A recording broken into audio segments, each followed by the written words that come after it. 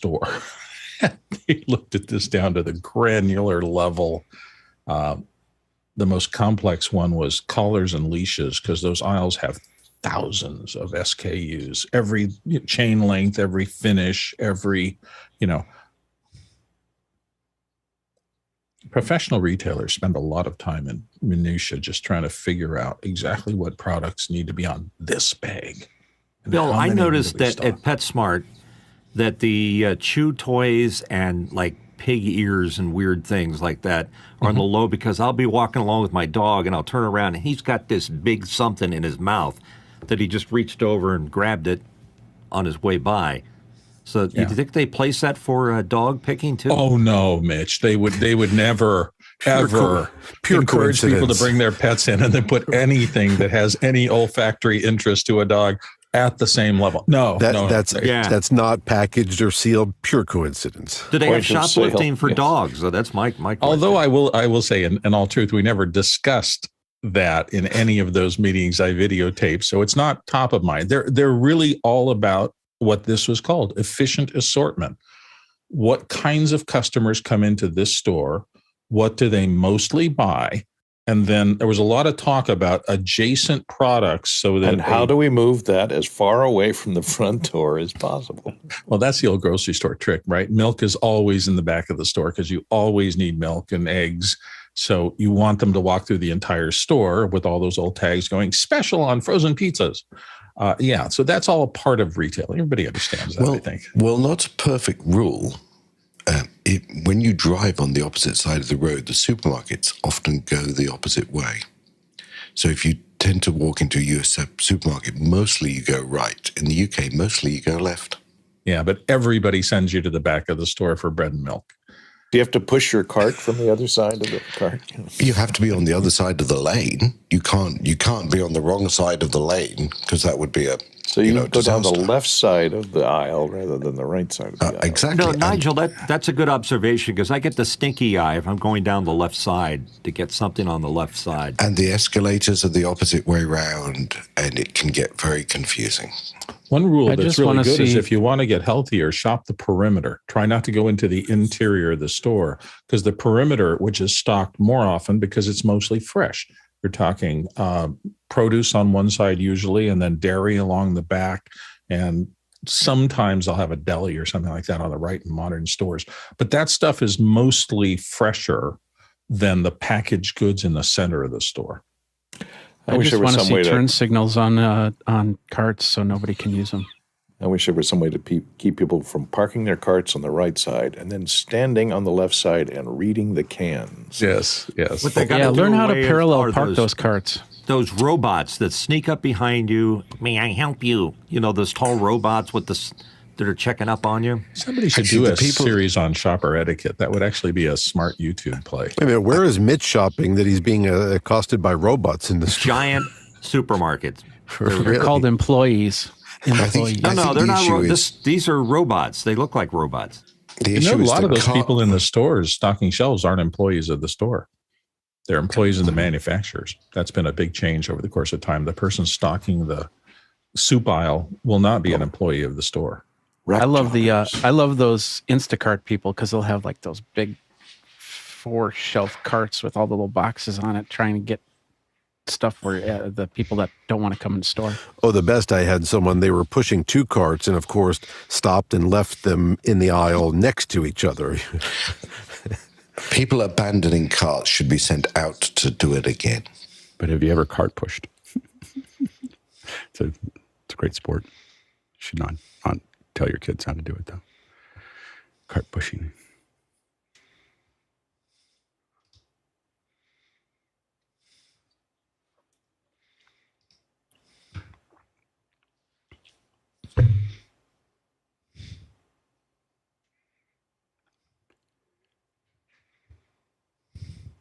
Hi, everyone. Welcome to Office Hours. If you're watching on YouTube, you can find out more about what we do at officehours.global. Our first hour is general discussion about digital media production of all types. And our second hour is usually something we want to spend a little bit more time on. Today, we have an old friend, Jon Tatooles. And Jon is the founder of Sound Devices, one of the co-founders of Sound Devices, and has moved on to Hankscraft and is now a CEO there. And he's going to be here to talk about the industry, what it took to build that up, his journey, and answer your questions about this, the sound recording industry, manufacturing, as well as just where he sees it going. So get your questions in. It's a really unique opportunity for us to have someone who has so much experience here to talk about those things. And so if you want to talk about supply chains as well as audio and recording, he's the guy. So anyway, so stay tuned for that in the second hour. All right, let's go ahead and jump into the questions. Bill, what do we have? Our first one comes from Simon Ray in Midlands in the United Kingdom. He says, where would you go to research and register a worldwide trademark in order to protect your brand name? Go ahead, Nigel. So I don't believe there is any way you can go to do this one single place. One of the challenges of a trademarking is that it's jurisdictional. So you really have to do it country by country. Now, there are a couple of additional things to know here. Obviously, the US Patent and Trademark Office is the way to get the US. There's a thing called the Madrid Protocol, which helps a number of the European countries work together. But it's really hard to go one place. This is why patent and trademark attorneys make so much money, because they have systems and tools that allow them to do this. And if you are seriously looking to trademark a trademark around the world, you should find an attorney that's good at this. But I would tell you, before you decide you want the worldwide, decide where in the world you really want it. So you may really not want all 200 countries or whatever the number of countries are, but I'm afraid there's not, as far as I remember, one single simple place to go. You go, John. The gentleman from Texas was very adroit in his coverage of this question. There is one site, WIPO, WIPO .int, that you can start there, but I use professionals in the United States. USPTO.gov has a great search engine for the U.S. Good. Guy? Yeah, we've done a couple of these, and we use a firm called Seed IP. Russ Tarleton is our guy, and he recently helped us. This is international as well. They're one of the best in the world. We've used them for several. We just landed a couple months ago Studio-Matic, which was one of the trademarks that we picked up. And one of the things that I was just noticing when I was reading through the email is in order to protect it, you need to use the symbol. You need to have it in use for 3 years. If you don't for 3 years, then other people can come in. So one of the things about going through an attorney is that they'll send you these reminders. So in this email is like, hey, we're going to remind you on these dates. So sure, it can be simple to push through using some basic apps or basic language from a web page, but hiring professionals, if it's really important, can save you in the long run because they'll protect you for the long haul, and also register in other worldwide locations if you deem that necessary. But like Nigel was saying, it can be very expensive because you have to follow up, and following up in 220 countries can be super expensive. Good, Courtney. Yeah, I would start with the United States at uspto.gov, and there you can search, apply for your own trademark. And I've registered several myself without having a lawyer, and it is possible. It just takes a while and takes a little bit of money, but it's a lot less than hiring a lawyer to do it. Once you start in the United States, there are several other countries that respect U.S. trademarks. Then you got to find the ones that don't and try and register them there. And there you might be wise to hire an international attorney who's familiar with trademark and patent. Next question. Jack Cannon in Phoenix, Arizona is up next. Mac Mini M2 or Mac Studio. When I do desired configurations of both, they come to within a $300 difference. Go ahead, John. Yeah, it's going to be interesting to see the benchmarks on this thing. And so, the difference between the two is that giant fan in the studio. So for thermal throttling, I can't wait to see the benchmarks between those two machines. There you go, Jeff.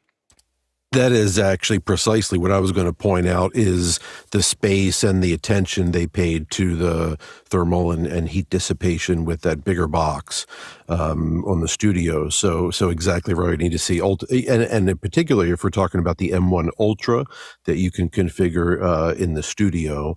And if I'm not mistaken, a bit more flexibility with the ports on the studio as well. So that's probably where I would go, unless you have unique needs, like you need to stack a whole wall of them like Alex does in racks, and then obviously you can put more minis in there.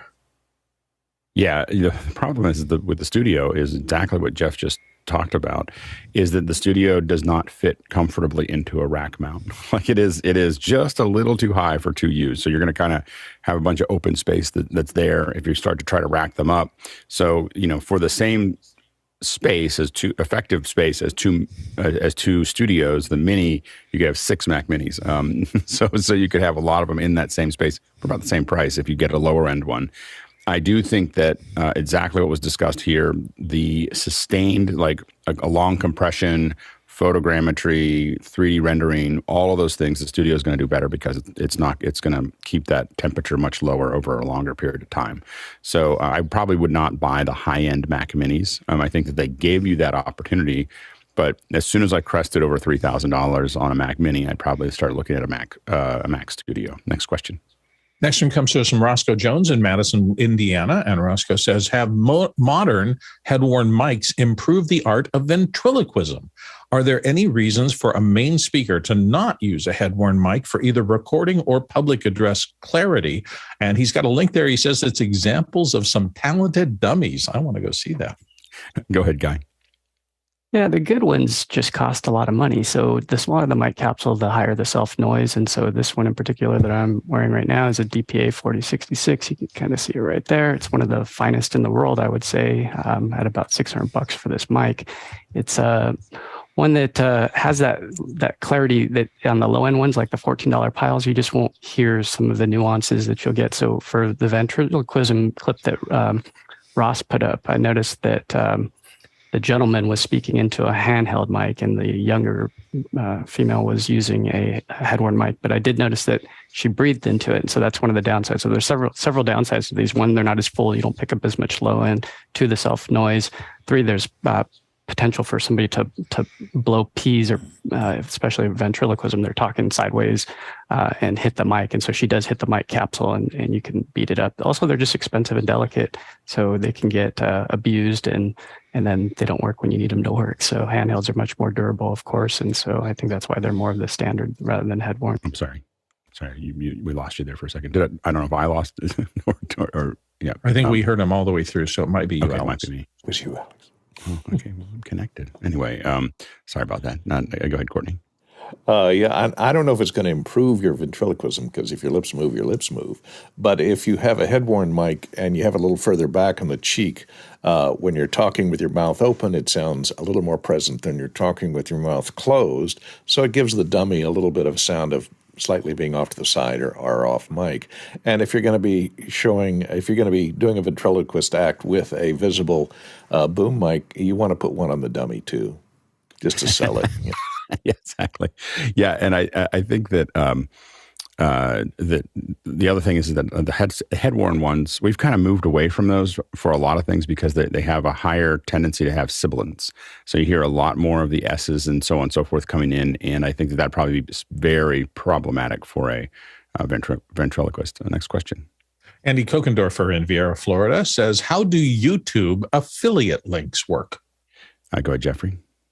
There's different ways that YouTube affiliate link will work if I'm reading, but basically what you have, if you put a link into your description, like for instance, an Amazon link.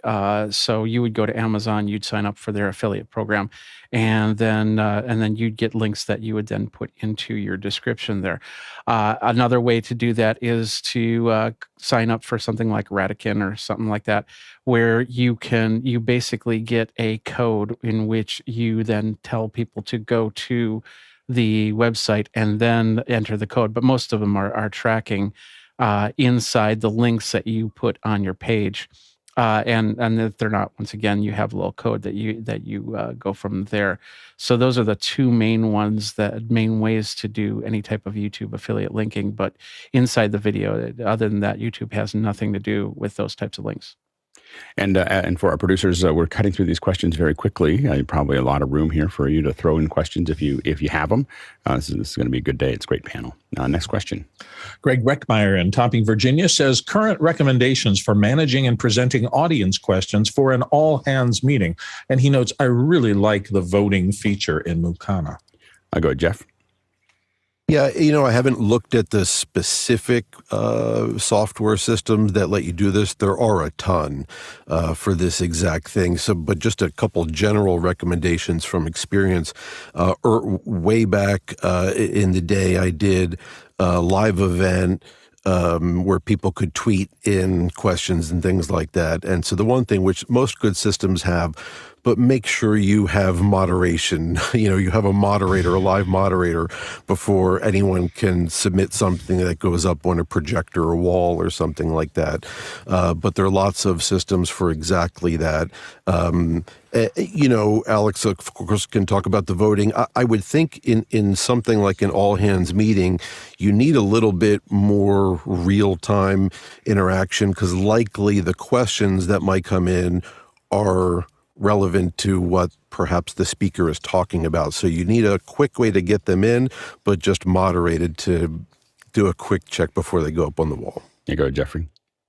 Yeah, and when I see all hands meeting, I'm thinking to myself, this is a work-related thing.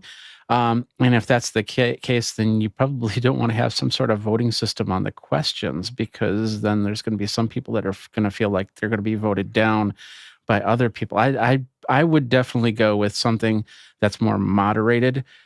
Questions put into one area, one group of people that would then figure out what the questions are going to be asking whoever is talking, most likely a CEO in that case. Yeah, we've done a lot of all hands. I think the smallest ones are probably 30 to 50 people, and the largest ones have been almost 250,000 people in a single all hands meeting.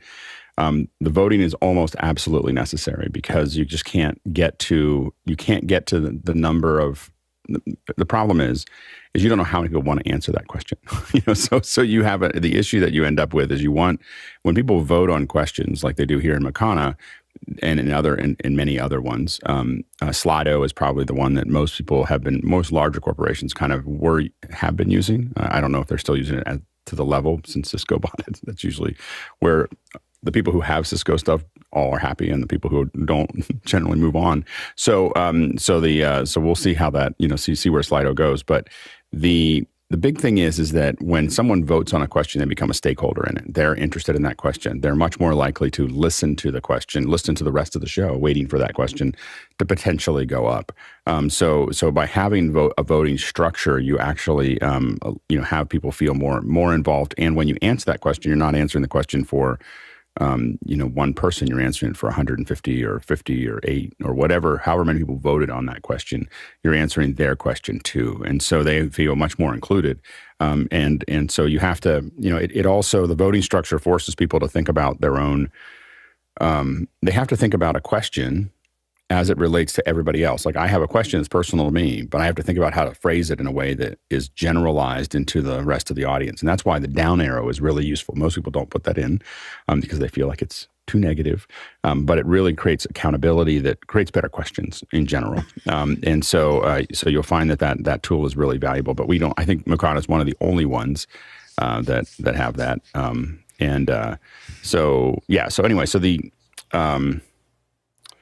That's the that's what you want to kind of think about with those with the Q&A systems. I don't because we have one. I've had one for 15 years. I don't know a lot of other ones that have quite the same level of feature set. The other thing is as those numbers get bigger, you do have to have a lot of moderation in the background. You don't necessarily want to leave them all sitting out, or you want to be able to have people, and you can have different layers. Like, some people may be moderated and other people may be not moderated. So yeah, I go with Guy. Yeah, Slido is the one that we've used in the past. It does have the upvote feature. I don't think that I've seen the downvote, but the other nice thing that they have is at the end, you can see a lot of the engagement results. You can see let's see, Q&A engagement. You can see the sentiment, the positive, neutral. You can see the word cloud. So this is just some of the cool things that you can see, like where people are coming from. In this case, this one was predominantly London. You can see there's just interesting things that you can get out of Slido. So that's the one that I would say to use. Next question. Next one comes to us from Douglas Carmichael, and he notes a German company, Sport Total, is launching their AI-based camera system and streaming platform in the U.S. for the amateur and or youth sports market. Ever had any experience with similar products? And he's got a link there to let you see it. I think that I didn't see the link before we got into this. There are a lot of AI-based cameras, and I think that for general purpose, you don't have enough, and some of them are getting very good for sports. So these AI-based cameras are basically, they track the sports action, and the advantage of the AI, rather than just a raw tracker, they have they're actually designed for some sports. They are paying attention to what's going on in that sport, and they're slowly following that process. So you'll see some of these, I don't know if it's this one specifically, but other ones that I've seen will be like they're built for soccer and basketball and football, and they're actually teaching them where to go. It's usually not going to be for your close-ups. It's going to be a wide camera that's kind of moving back and forth, but it can kind of move with the sports action. And it does mean that you can have another camera there, not another operator. So you can put your operator somewhere else and let them do more of the close-ups and so on and so forth. And so the other thing that's really interesting is the Mark Roberts system that I think that they built with Nikon. Is that right? Nikon or Panasonic? I can't remember which one. But they have a bunch of AI, not AI cameras, but tracking cameras that track. You have one operator following a player or following the ball. All the other cameras follow the same point on the field. And so you can have 4 or 5 cameras all converging on a person. And so you have your master operator sitting there following through it, and all of the other ones are sitting there following along. So you can get multiple angles of the play. Next question. Next question comes to us from Mitch Hill in Wilmington, Delaware. And Mitch says, we will be doing panel check instruction as part of our reader workshop today. Is there a way to get a Fenwick framer into the workshop? And he notes, P.S., I'm not using OBS. Go ahead, Mitchell. Not that I don't want to use it, so I'm not using it. But when you're trying to replicate what you're going to see as a panelist or a reader on office hours, it's best to replicate the activities. So looking to use the famous Fenwick framer, which is now pretty much everywhere on the program. And I'm thinking maybe active speaker on an ATEM and then run that as a super. Is there a better way to do that? I think that's the way to do it. If you just have to get the active speaker out. Are you using Zoom ISO for that? I am not. So it'll have the stuff down here. Oh, yeah. So if you're grabbing it. Well, if you have 2 screens, if it's your second screen, you should be able to go full screen with it, and you shouldn't see any of the debris at the bottom. And so so that should be okay. You still will see a little red dot, but that doesn't matter.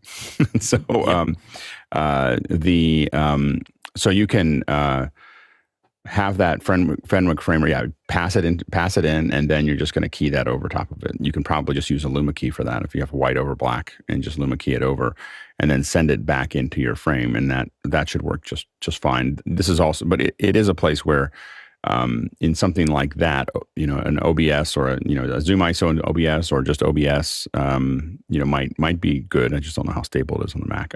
Have we decided that has OBS gotten any better on the Mac? Someone asked me on Twitter. Everybody seems to have problems, so I don't know what to do. So I don't think that OBS is necessarily a solid solution on there. I mean, I'm using Memo Live, so for the stuff that I'm doing internal to the computer. But go ahead, Jeff. I don't know, and I think that's another good vote to maybe invite OBS.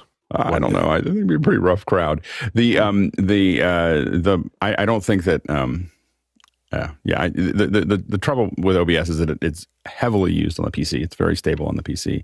A lot of people really enjoy it. I mean, there's nothing. It's not the app itself. It's just that there's not as high a sample rate, and because it's open source, there's just not as much energy there because there's not a high sample rate. There's no team whose job it is to make sure that the Mac version works. At equal level of the. There might be a team there, but they're not. They don't have the same incentives. So I think that as a result, it's not very stable on the Mac. Next question. Douglas Carmichael's up next, and he asks, on an M series Mac, can you monitor GPU core utilization in Activity Monitor? And if not, what are the signs of an overloaded GPU? Go ahead, Jesse. This is one of those things where the Mac computer is absolutely designed to be used. And to show you what I'm talking about, we're going to go over to the desktop. So to check this out, you go over to your Utilities folder and load up Activity Monitor. And that will give you all kinds of information about how your computer is being used, including GPU usage and GPU percent. And you can sort these by what's using it the most and what's using it the least. But to do exactly what you're saying, go to Window and go to Command 4, open Apple 4, GPU history. And what that will do is load a real-time running readout of how much of the GPU is being used. So you're seeing the average usage over time. And right here is when I did about a 2-minute DaVinci Resolve render. Yeah, and there is a the one that what I use to manage this is called iStat Menu, and it works really well. Go ahead, Courtney. On the PC, I use something called HW Monitor, and they do have a version for the Mac. It gives you, it's nice because it breaks down everything. You see all your temperatures, you see all the core speeds, all the speeds of all the cores, all the GPU utilization, et cetera, all in one long list right there. So it's very handy to have. I put it on all my machines, and it's free. Yeah, and with iStat Menu is the one that I use. I just get it all across the top. So I see GPU, CPU, bandwidth, everything else. You'll sometimes see me looking up because I'm trying to figure out if I've got a connection or how fast is this downloading, and it's all just sitting in my. That's what a lot of us use for those. I think it's kind of standard issue for a lot of our computers on the Mac side. Next question. Stefan Fischer in Würzburg, Germany says, I used a premium account from YouTube. Is there a way to get an invoice for that €12 payment? I couldn't find anything on the website. Good, Jeff. Yeah, I don't know about you, but I sign up for it, and it actually says the name on the credit card charge. So it's not just random. It says YouTube Premium. That's if you have it on a personal account. I don't have it on my Workspace account. I'm not even sure if you can, so I don't know if that's different, but at least on a personal Google account doing that, not that I'm aware of, but it should be on your statement. Jeffrey. I put a link into Makana. There is a youtube.com/purchases or paid_memberships is what I have here. And that'll take you to the page where anything that you've purchased on YouTube, you're going to see, and that's including the premium membership. They don't send any emails out on a regular basis for that. Next question. Next one comes from Sean Johnson in New York. And Sean says, has anyone had real-world experience yet with the FR7? Is it possible to program moves and vary the speed and or length of the moves? I definitely think you can program the moves. I'm not sure about how the programming works for the speed. It'd probably be worth bringing our FR7 users back in as like, now that we kind of had almost an open boxing of it there. So I know that there's like 3 or 4 people within office hours that have the FR7s now that are using them. Everything I've talked to them about, they can't stop talking about how great the cameras are. So they are, and I can tell you that when they sit side by side, almost any other PTZ camera, it just is astoundingly different. Now, again, they're not I don't think they're for the putting in the back of the room the way you would put most of the typical PTZs. But when you're talking about using them in a studio or talking about putting them in within 10 feet of a subject, everyone just says they're just crushing it. Go ahead, Mitchell. Our second hour demo is probably one of the best, demonstrations of it on YouTube. If you do a search on it and find it. And as to the question, speed, length, I think you're referring to easing. Can you ease those moves in and out? And that would be cool if you could keyframe them. Yeah, go ahead, Guy. Yeah, I pinged Greg Gibson on this question just to see what he would say. And he says you can configure presets, but not moves as of yet. So that is something that is coming. And yeah, it's just a matter of is there a protocol to talk to, because then you could start feeding those, as Mitchell was talking, those curves into it. We've had some camera control systems that are usually a little more expensive that you can literally build exactly. I want to go over here and go slowly and then come down and these motion control arms, and even just there are many heads that will do that. So there's many programmable PTZ heads that you can put a camera on. They're not going to be as self-contained as an FR7, so you won't have all the other controls, but you can definitely build heads that you can absolutely program down to the, you can build a nice little curve and pull them around, and they're not super expensive, but they're a couple $1,000. So you can, and then put any camera you want on it. So that's another option too. Next question. Next one comes to us from Josh Kaufman in Pittsburgh, Pennsylvania. Josh says, what are the principles of setting up witness cameras for production? What cameras to use, what not to record, and how to parse them when needed, and how to keep the crew from blocking them? Go ahead, Courtney. Well, the way you keep the crew from blocking them is you put them up above 6 feet high. You put them up in the grid. I used to use witness cameras when mixing roar because it would be dangerous to be in the room with all the lions and tigers. So I had a separate, this was back in the early 70s, I had a separate little Vidicon camera on a pan tilt head I built myself. I would stick it up in the rafters of the room we were shooting on so I could see where all the players were, and I could tell where the boom man was, etc. So you can, these days, you'd use simply use a Wise camera. I'd use something like this, and they make a PTZ that's fairly cheap. You can stick it up there and have private access to it. A lot of production companies are extremely paranoid about having any behind-the-scenes cameras on, since they're shooting, especially if you're shooting a film or a television series, because they want to keep the information about that episode from leaking out into the internet. So they will be, you'll have to get approval from production to put something up and make sure that it's not accessible from the free world outside, usually only closed circuit. So only on a wire to a monitor at your cart is the safest way to do it. And that way, nobody is listening in or watching in. And if you're using a Wise camera, just use it on your own local area network that's not connected to the internet. And you should be able to see anything and even see it on your phone if it has Wi-Fi. But it's encrypted, so that's a possibility. Yeah, depending on what you want to use it for. We've used a lot of witness cameras to, in a stage environment. We put them on either corners, kind of looking where it captures the stage in the front of where the confidence monitors are. And so we do that so that we know that the confidence monitors are putting up what they're supposed to put up, and we know that where people are standing, and we know where things are happening. A lot of times you can be in the control room and not really know. And to be honest, those ones we use we typically use GoPros. They have really wide angles. We convert that HDMI to an SDI signal. These are the older GoPros. The newer ones are really not very stable. So anything, I haven't had a lot of success with anything newer than the 6, where they don't somehow find a way to turn off on their own. So anyway, most of we use older ones because it doesn't really matter. The other ones we've used for these kinds of things are the Blackmagic, the what do they call them? The micro broadcasts or micro studios are the ones that we've thrown up there because we can control them and zoom in and out and so on and so forth. And so those work really well.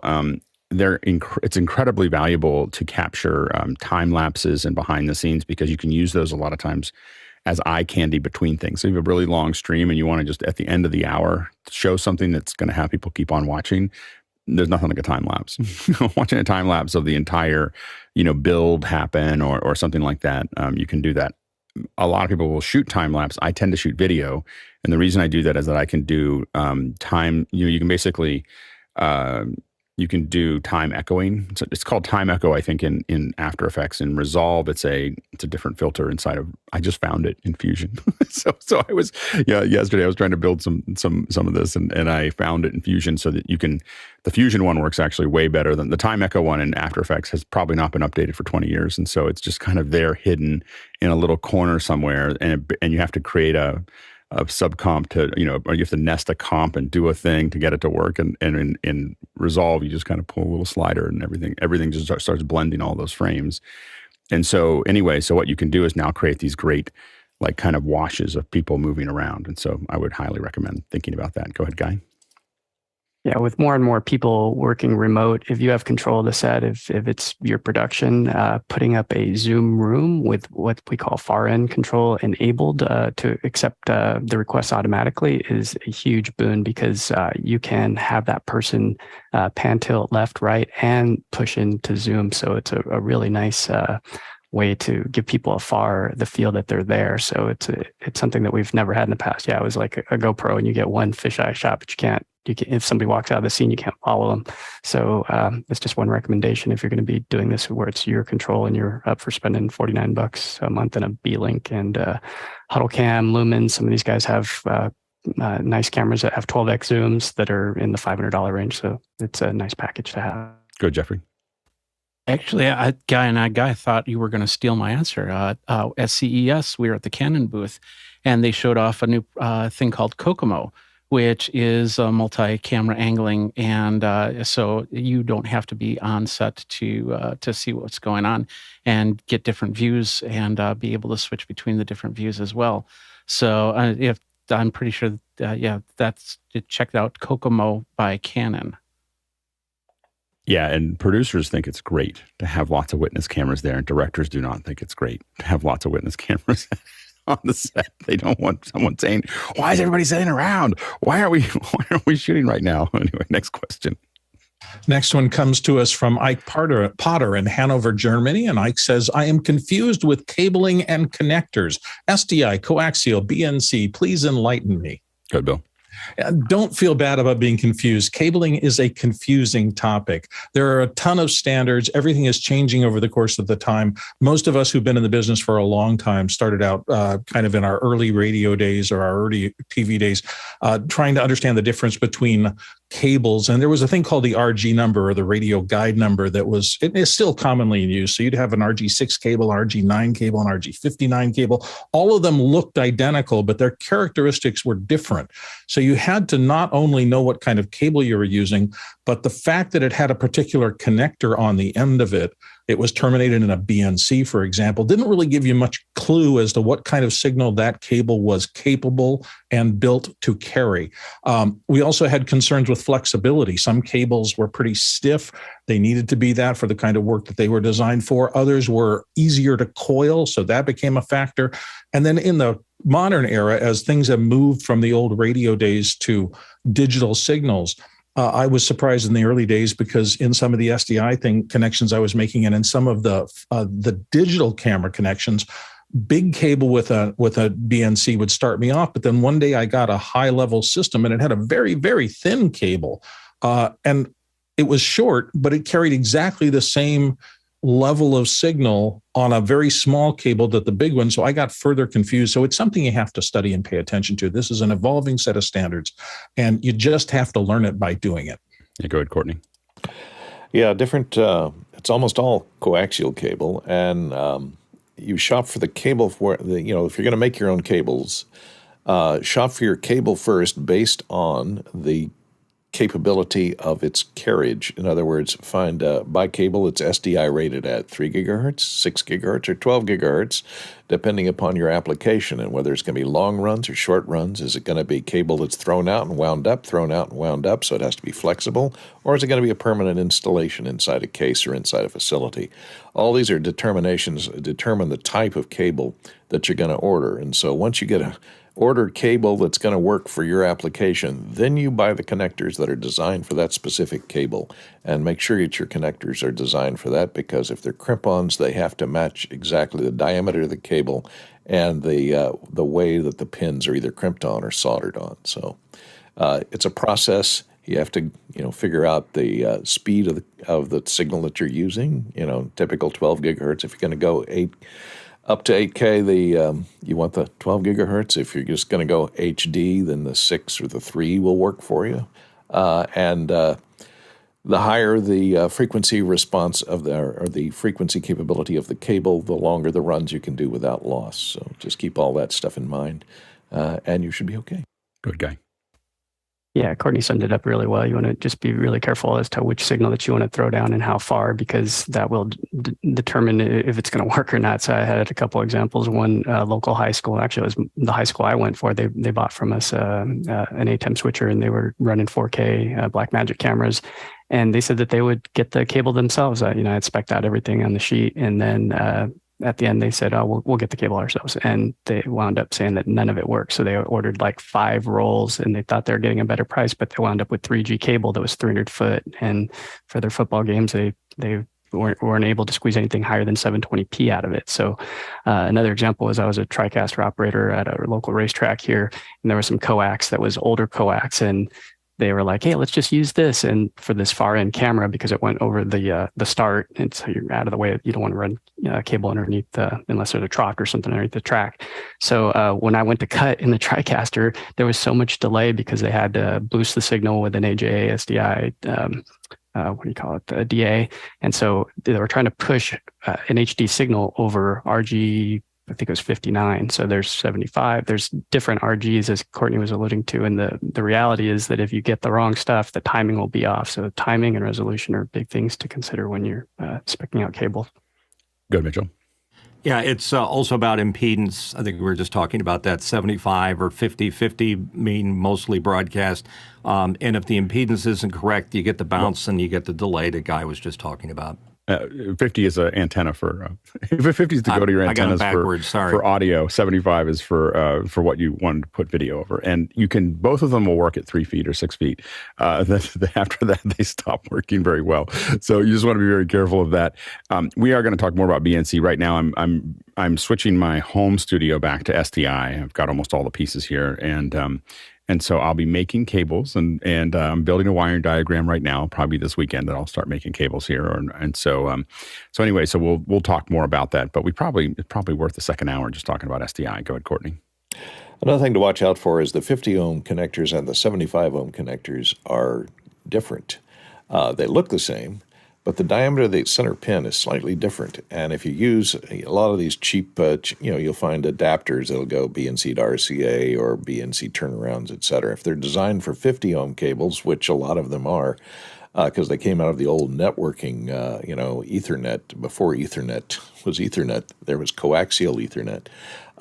Were designed for those old 50 ohm cables. And if you use the 50 ohm connectors or adapters into 75 ohm connectors for a while, it splays out the inner connector that clamps onto that center pin.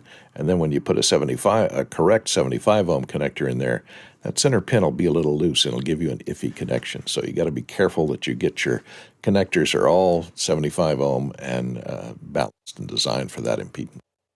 Next question. Next one comes to us from Kenny Hampton in Greenville, Illinois. Kenny says, curious how Alex is creating the colored dots integrated into his background today. Magic. So these are, I got these on Amazon. There's a app called Hello Fairy that goes with these that right now it's set to a color. So I can sit there and, play with the colors. You can see me kind of playing with them there. It's got things that would drive everybody crazy. You don't have to, I can go in here and say, I want to have them all start to, move all the time. I thought that would be a little annoying. And there's like 100 different, things that you can do with those as you start to put them together. But I've chosen not to make it more Christmassy. So anyway, they're $15. They were on my tree. Obviously, I just took the tree down and I said, I wonder what would happen if I put the tree lights. Here's the problem is I really like Guy's, the lights on behind Guy. And I was like, I need some lights. And Guy has cool ones, but I can't figure out what I would even do with them. I think Guy's look natural because they're next to a fireplace and mine do not. So anyway, I got those. I have some light ropes from a previous project that I'm going to play with. I do like the idea of having lights in the background. I'm not going to keep them like this, I promise. That would make everybody a little nutty. But anyway, I want some lights there. This is not the answer. It's just the moment of me figuring this out. Go ahead, Jeff. I wanted to be on deck because I love this question. There was a 50-50 chance that it was a cheap $15 LED strip, or it was an insanely complex digitally created sequence and layered and everything else. But if it was the strip, I did want to hear how you're controlling it. What I have played with also, because I have a few strips, just add color and I put it like under cabinets and stuff. Looks really cool. Nice effect at home. And I found I use SmartThings for some of my home automation. And whether you have that or Alexa, if it is a light strip that uses the I don't know if it's standard, but very typical power connector that connects it to the controller that app is talking to, other companies make replacements and they are Zigbee controlled adapters that you plug them into instead. And now your SmartThings or your Alexa or whatever can control everything about it, colors, brightness, everything, which is really cool. there is a protocol that for a lot of this stuff that that you can, if you get some of the larger ones, this one doesn't do it, but there's a protocol for these lights, and so you can just program them if you get geeky enough. I haven't done that yet. Mitchell, real quick. Yeah, all Christmas decorations must be down by the end of January. That's why these are here. Next question. Next question comes to us from Jeff Cohen in Miami Beach, Florida, here on the panel. Does anyone know if there's a way to get iPhones to show the actual time, not the legendary 9:41 a.m. when screen mirroring out through the lightning port? Jeff, can you explain? I don't quite understand the question. Sure, yeah. So, and unfortunately, I just thought of it after I sat down, so I don't have a way of doing it. If anyone does have a way of plugging in their phone, mirroring it, and showing it, it took me a long time not to realize what was going on. I thought my phone was broken. I thought it was hacked. I thought whatever, I was rebooting it. And it turns out Apple, in their infinite wisdom, when they do their keynotes and everything else, and especially when they were doing them live and they were plugging the actual phones in, they wanted it to be consistent. And 9:41 a.m. happens to be the time the first iPhone was debuted. And so they've literally built that in, that if you plug in and mirror it, it will just show 9:41 a.m. It won't change. I think it's who's doing that right now? If we look at Bill's, it does have the time. So I'm not sure. I'm not sure when Bill's is getting the time. I don't know.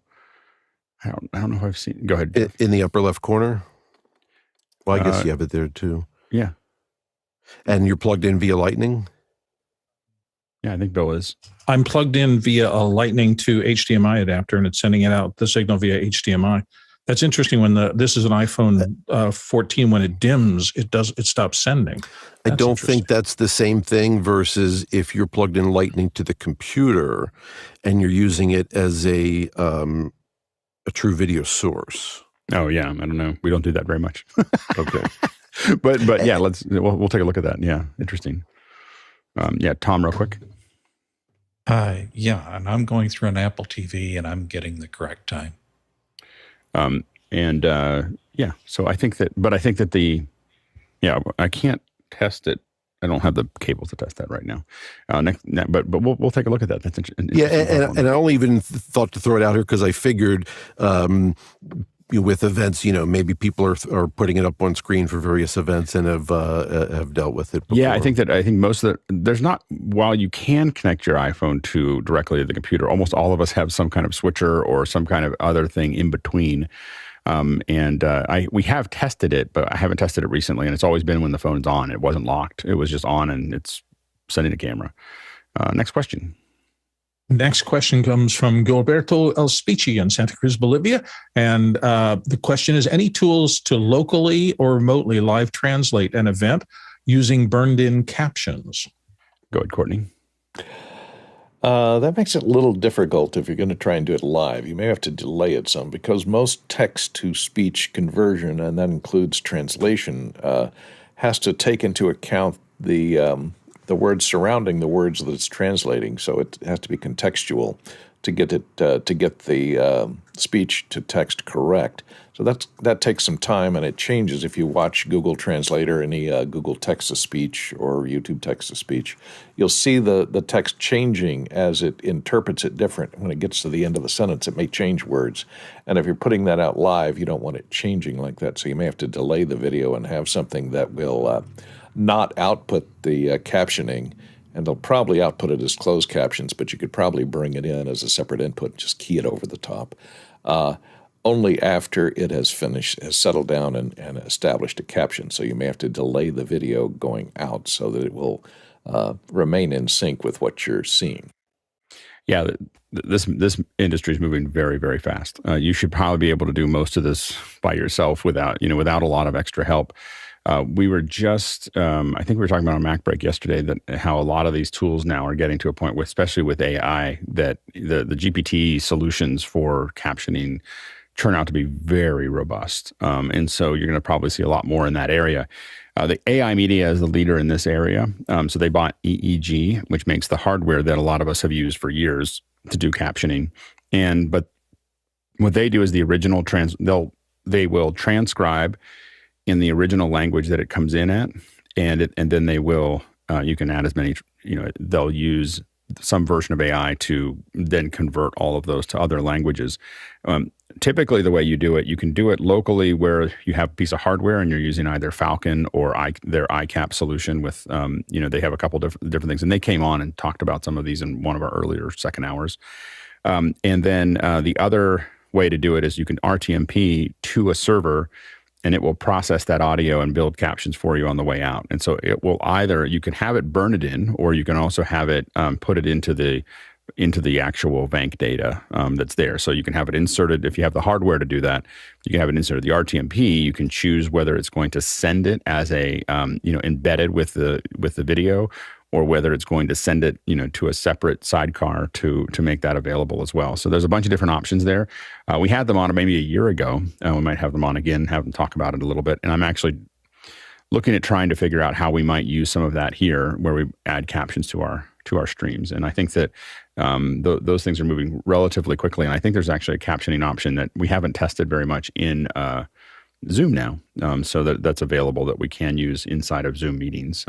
So a lot of this stuff is going to become relatively easy to do. Go ahead, Jeff. And that's newer, and I'm sure that's probably what Alex described as a better solution, although it sounds complicated. An easier one, Microsoft Teams, for quite some time now has had live translation. It's very high quality. So even if you're not using Teams, you could just have a machine, pumping the meeting through Teams, and the output will have the live translation. Yeah, Google Meet will do it as well. And sometimes in a pinch, we've taken Google Meet and literally just cut the bottom part out and keyed it over top of the bottom to burn it in, because it does a really good job. So that's another thing to do. But when you want to translate it is the key. And Teams has been the forefront. The Skype for Business, I think, started with it, but the Bing solutions, I think I think it's more now, but when we used it, it was like 60 languages, and you could just decide what language you want to see it in, and it was relatively accurate. So this is a very fast-moving opportunity. Next question. Next one comes to us from Douglas Carmichael again. Alex, you mentioned that the M2 Mac Mini would run the risk of thermally throttling under a sustained load. Would the issue be worse for the M2 Pro? As I talked about yesterday, I'm seriously considering it as an upgrade from my 2013 Mac Pro.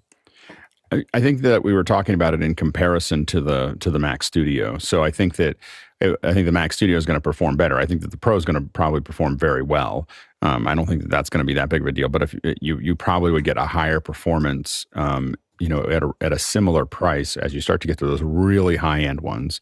Because if you start getting a ton of RAM and a ton of CPU power, we're expecting that you're going to use that, and if you're going to use it, you're going to heat it up. And I think that's going to be the challenge there. Go ahead, Courtney. I haven't seen any reviews because I don't think they're out yet to see whether or not the fan noise would be an issue if you're putting it into a recording studio. That might be a consideration because we don't know what the fans are going to be like on the new M2 Pros because they are fan cooled in those Mac Minis. Usually the fans are really quiet in the Mac Minis; you barely hear them. But if you're putting it, close to the microphone, that might be a consideration. I don't know if I've ever heard mine. so like I've got a lot of them, but I don't know if they've ever made any noise. Next question. Next one comes to us from Fred Eric Eckert in Bad Herrenau, Germany. And he says, how many displays can you add natively to an M1, M2, and M2 Pro Mac Mini? Good, Tom. The specs for the Mac Mini have been 2 monitors for the M1 and the M2. However, the new M2 Pro supports 3, 2 6K monitors and 1 HDMI 4K monitor. For some reason, when we talked about it on Mac Break, and that's what it says in their specs, because I thought when we talked on Mac Break, it campus 4 monitors, but if it's just 3, it's just 3. There you go. Next question. Roberto, SPG is back from Santa Cruz, Bolivia. Can the SuperSource animations the Mix Effect app provides be triggered from the A10 Mini stream itself? Yeah, you can definitely. You can't trigger you can't trigger Mix Effect Pro from a lot of us have been thinking about this, is that we have all these buttons sitting on our Mac, on our A10 Mini, and we use almost none of them. So it would be great to be able to reprogram those, or even just have them deliver.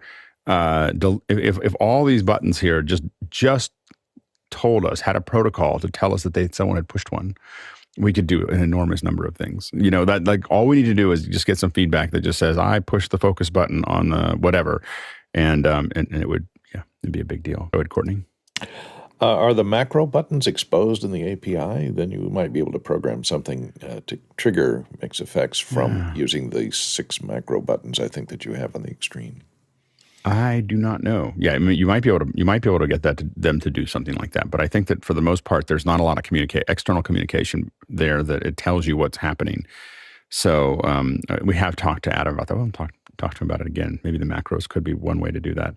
But I think that I just keep the iPad sitting next to me to run it. But if you're trying to push it away somewhere, I could see why you might want to use the Surface.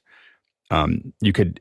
In the larger switchers, if you're using a larger ATEM switcher, you're going to have a GPIO ability, and that GPIO ability will now let you do all kinds of things. And you could definitely convert that GPIO back to OSC or MIDI or something like that. So we used we had a situation where we had a bunch of 360 cameras that we were cutting a 360 show, but when you cut the 360 to another 360 camera, you have to change the surround sound that goes into that 360. So otherwise you're getting sound from a different angle. And so to reorient all of the sound, we had a GPIO connection from the ATEM to a QL5. And so that it would change scenes as you cut, and so you didn't have to do that. And so there's a lot of options there. So if you're using a larger ATEM switcher with a GPIO, then you have a lot of other options. Next question.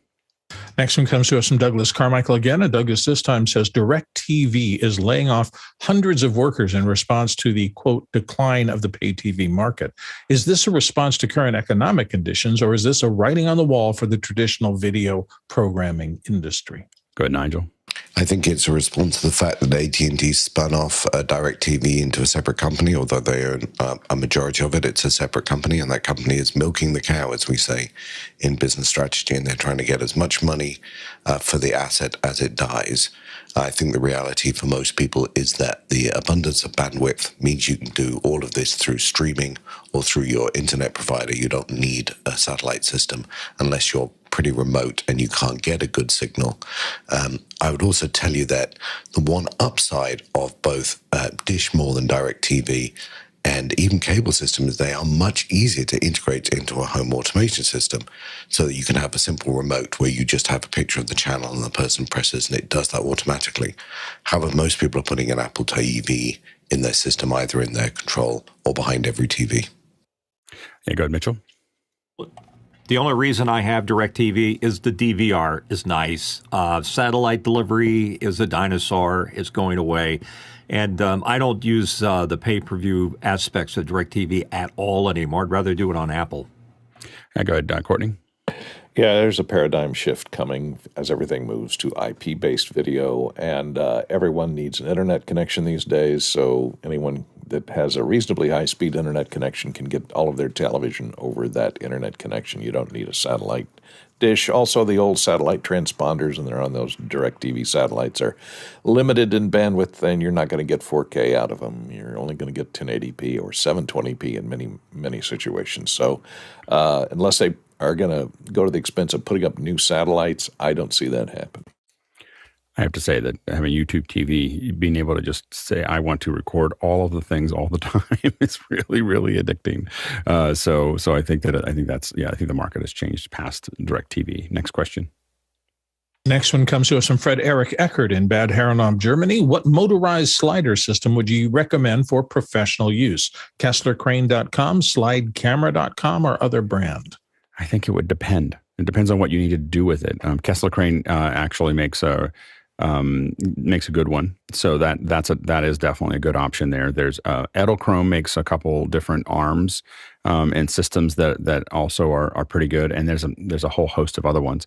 So you really, especially with these things, you have to really make a hard decision about what you're trying to get and make sure that it provides it. Are you doing small moves or are you doing big moves? You can get sliders, the original slider, so to speak, and that's literally it says it it's cut out of it on the side.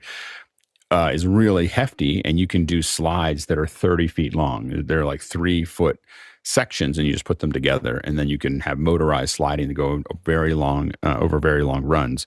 And then there's other ones you want to put into a backpack and you pop it up and make it work. And so there's a lot of different options there, and you have to decide exactly what you need. Go ahead, Bill. I've heard good things about the Edelchrome. I also think Matthews has one. The thing that you want to watch for, the best of the sliders, and at this thing, if you're looking for a professional one, even on the 3-foot distance of the track moving left to right, it will change subtly the camera position so that once you frame a person in a particular location, they don't move in perspective. That's usually a sign that they paid a lot of attention to the engineering on the slider. So look for that. Yeah, go ahead, Guy. Yeah, the one that I've seen people talking about a lot lately is the Rhino. So Rhino camera gear, and these ones, they have even arcs so that they can spin around. But yeah, we own Edelchrome, but I really want to get one of these Rhinos. If I was to buy again, I would definitely be in the researching Rhino instead of just Edelchrome. Next question. Next question comes from Douglas Carmichael. We've talked about the Raspberry Pi, but has anybody used the Arduino platform in production? Yeah, absolutely. So we've definitely used it. An example of how we used it, we had a shot where it was during a draft, a football draft, and the owner of the football team wanted to know that they could push a button and it would just cut away. Like if they don't want to be on air for a minute, they want to be able to push a button and have it go away. And so we built a little box that was connected to an Arduino, and so we printed the box. We can put their team's logo on the button. And so we had the button there. We had a little Arduino controller, and we had an Ethernet to it, and basically ran it out to an ATEM, and that told the ATEM if you hit the button, told the ATEM to switch to a specific output. And that output was, I think it switched to the output or cut to still or whatever, but it was the I want to go. So we were able to build something, and there's a lot of different things you can do with Arduino in that respect, but that's an example of how we used it. Go ahead, Courtney. Yeah, it's the glue that holds special effects technicians together in the set these days. Anytime they need to remotely control something or do something precisely, they press into work the Arduino because it can take GPI interfaces of button clicks and so on. It can do stepper motor drivers, etc., for moving stuff precisely on the set. Anytime anything like that is needed, usually an Arduino steps up to the plate. All right, next question. Douglas Carmichael, when do you think we'll see the M2 Mac Studios? I think that I'm going to guess that we're going to see them by June. So by the end of June, we will see the Mac Studio M2s. If I was going to guess a little harder, I'd probably say that we'll see the studios in March. But I think that March or June. June is the traditional place that you put the next announcement for a computer. But they typically, oftentimes they put March is kind of a time when Apple releases the iPad. The new flagship iPad is kind of the March window. But we have seen Mac Minis announced there. The interesting thing is that, of course, they did the Mac Mini with their own video, but without an announcement.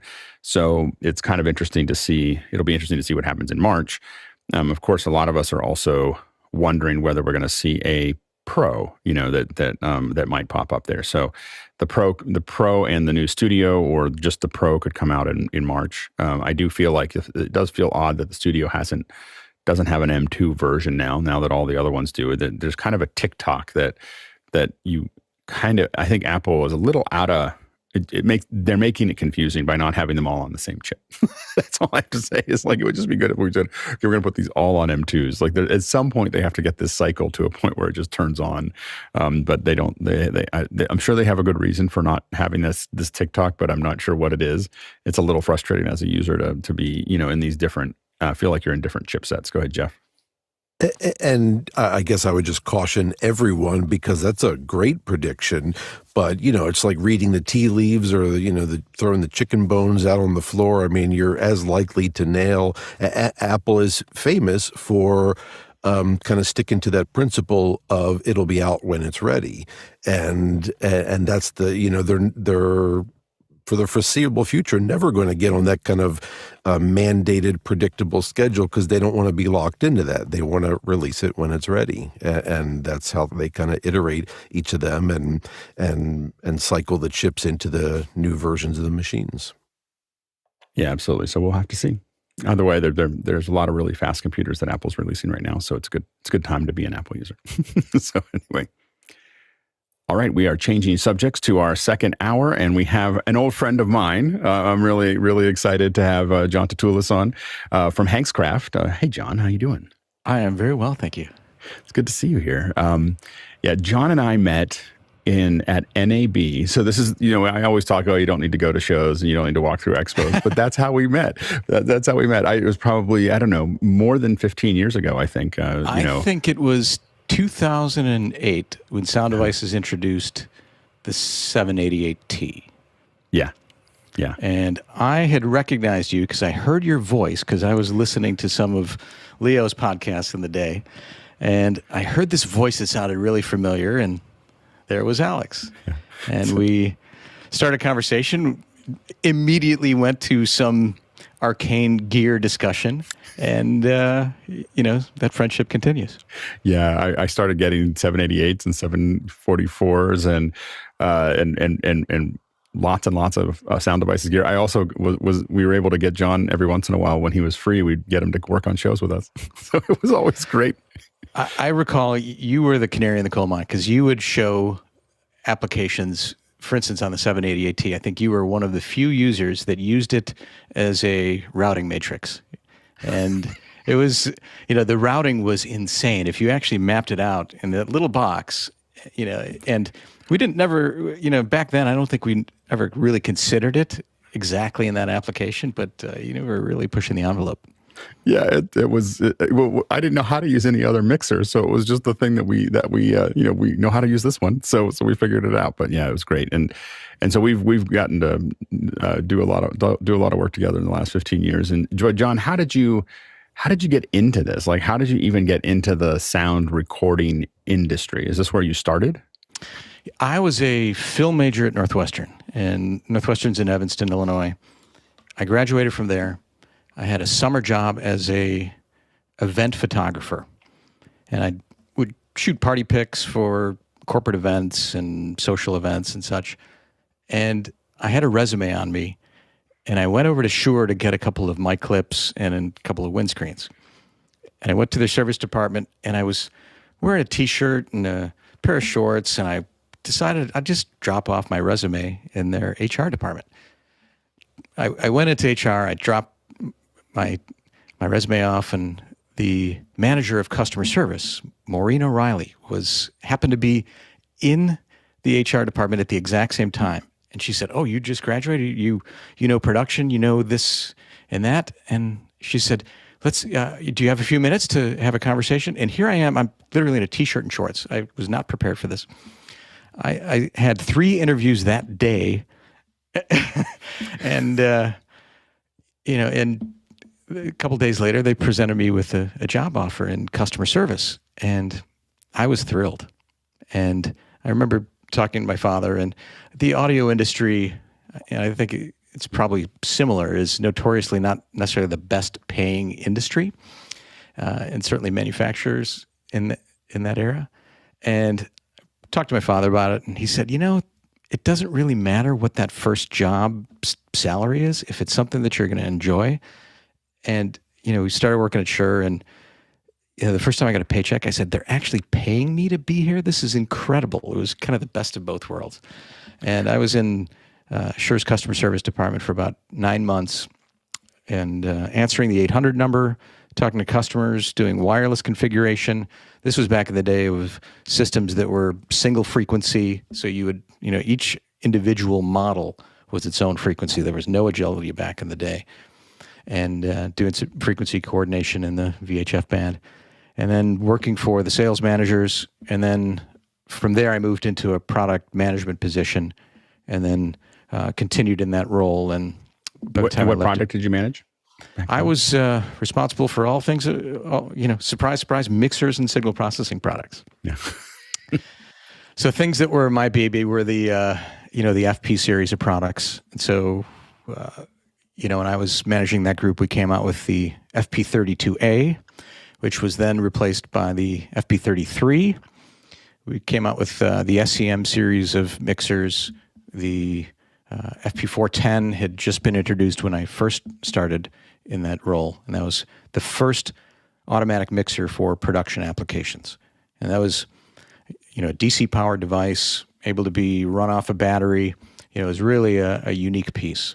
And that, that experience and that heritage and the product side of that, I was working with other folks within Shure, including, what was to be my future partner, Matt Anderson, and Jim Kumar in that group. And I was at Shure from 1989 to 1998 when we left to start Sound Devices. And Courtney, you had a question there? Yeah, I was wondering, John, if you were responsible for this was my first Shure mixer. Is it a 67? Yeah, with the battery adapter on the side of it.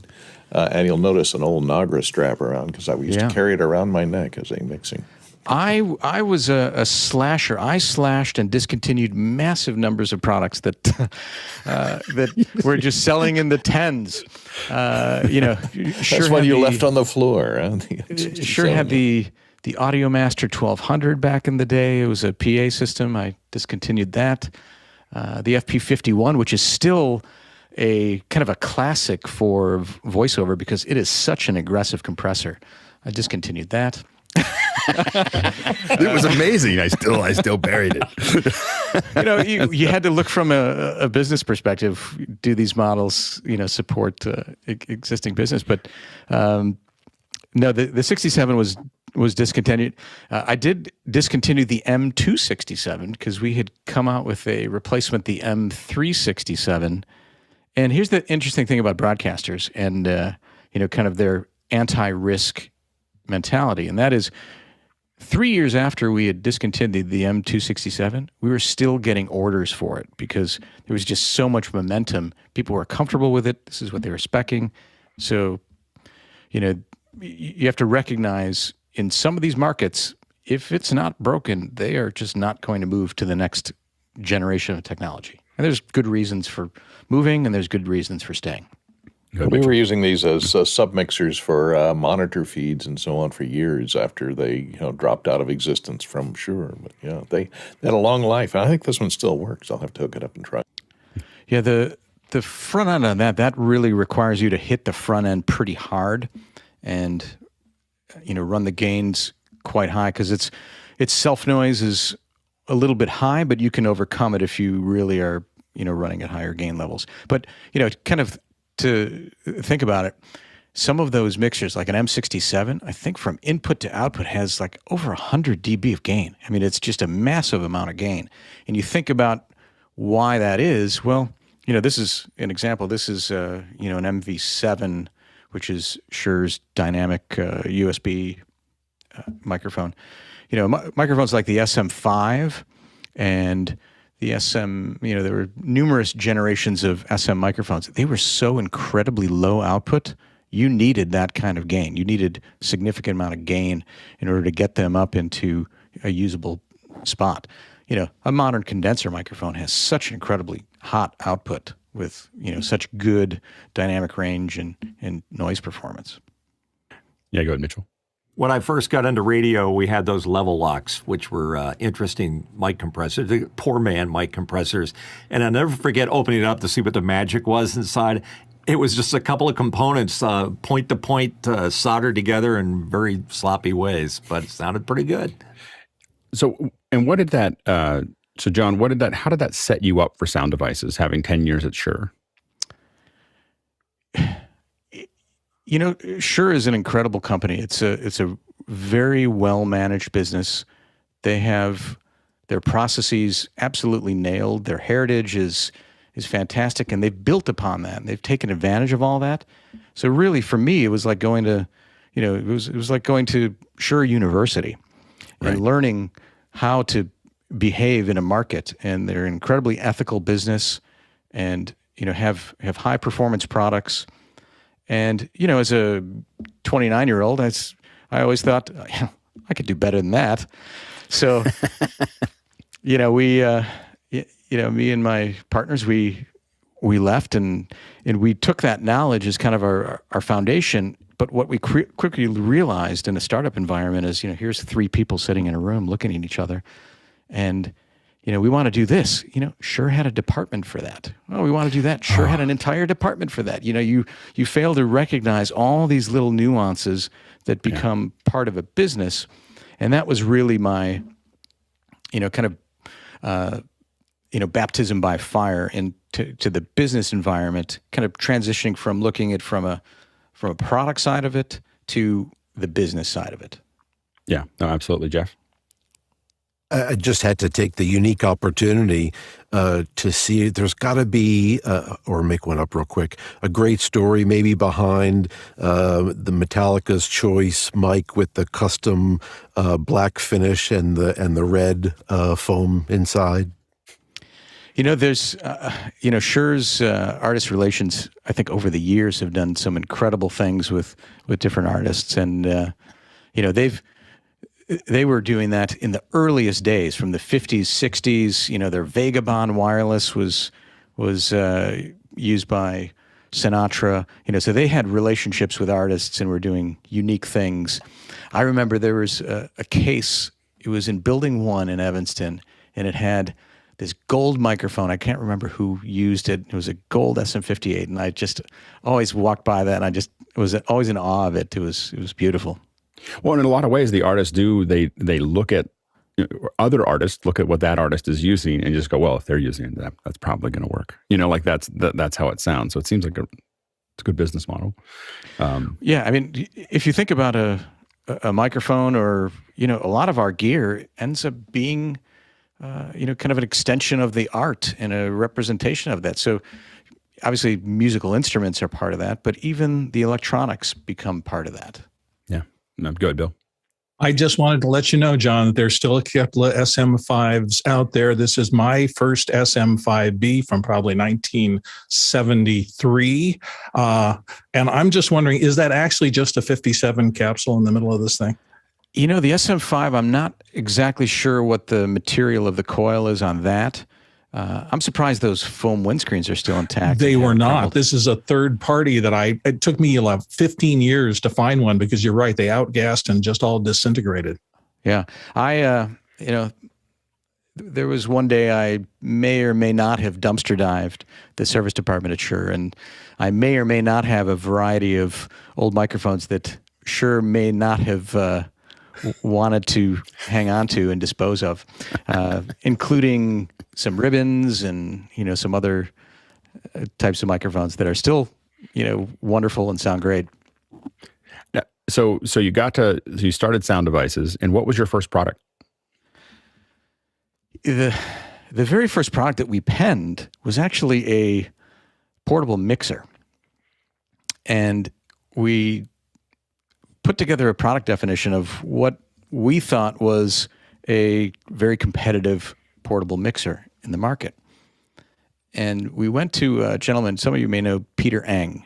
Peter has made a variety of specialty production tools, whether it's the Goosemon or cable harnesses and such.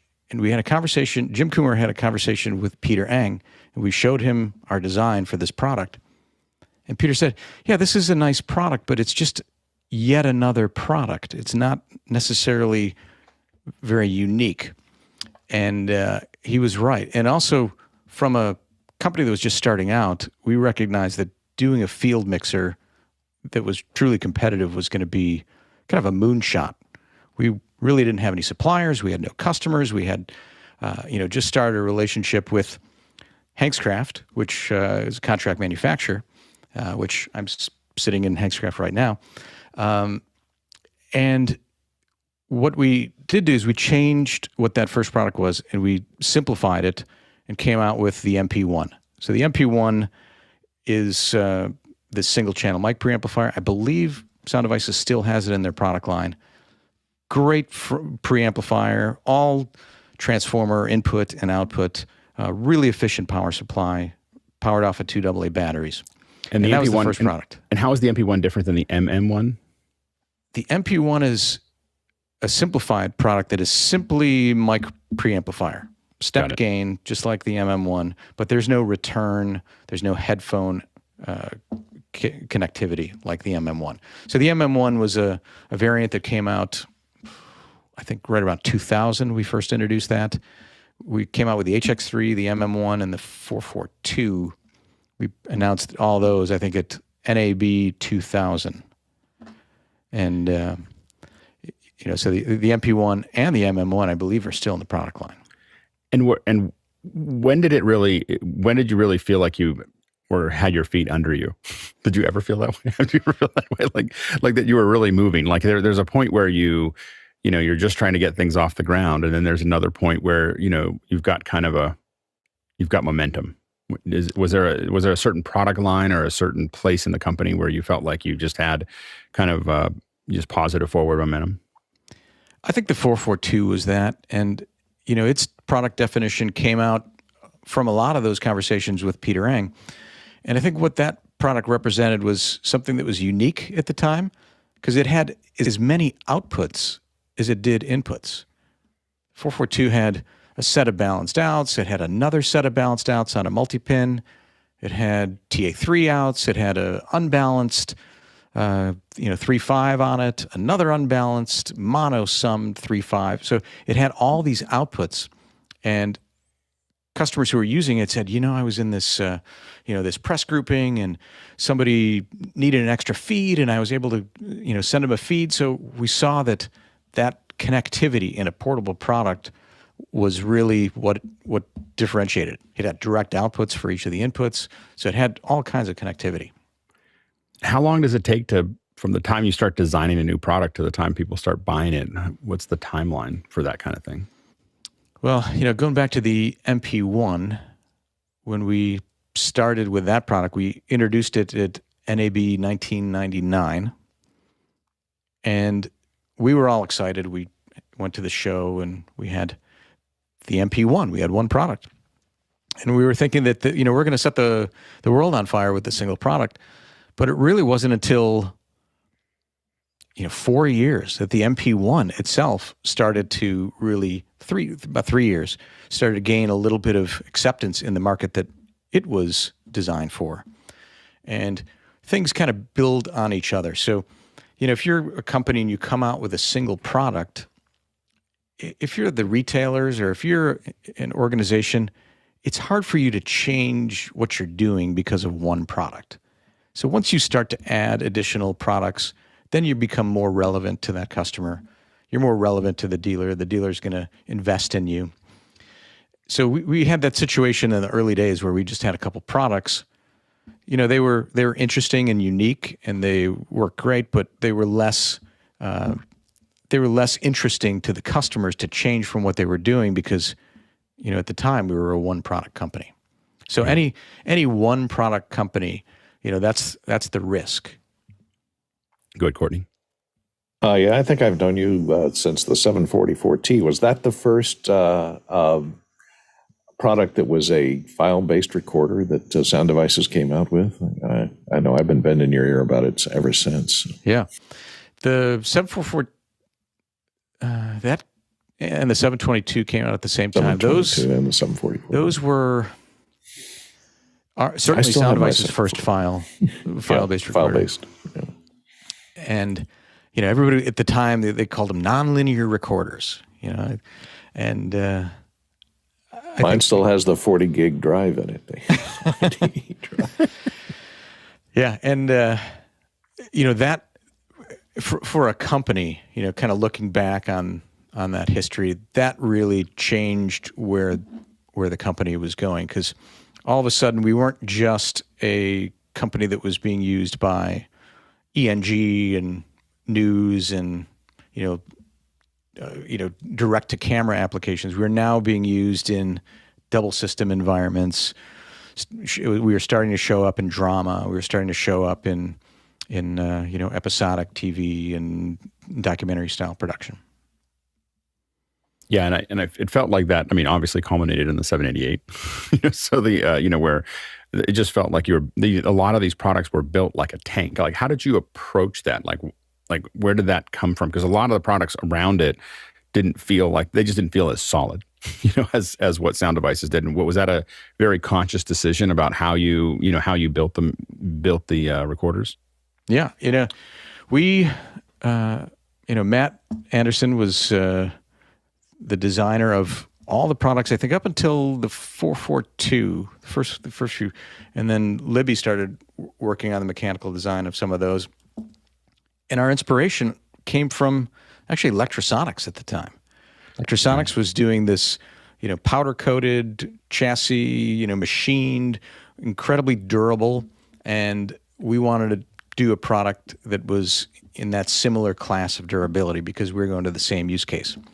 So we took inspiration from that, and Matt designed the kind of the UI and the strategy on the products, and Libby did some of the execution of it. And, those products, kind of started our heritage of that really, durable, and it actually started the look with the golf tees on the side with the 442. What is how have you, over the last 20 years, how have you seen the sound recording industry change?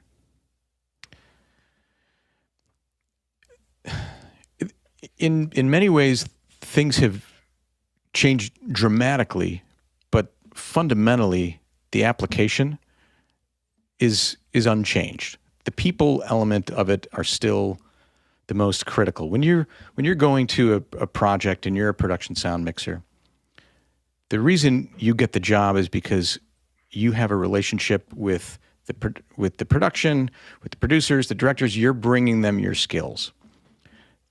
As an equipment manufacturer, as the manufacturer, those are the tools, and you're constantly adapting and changing your tools based on the technology.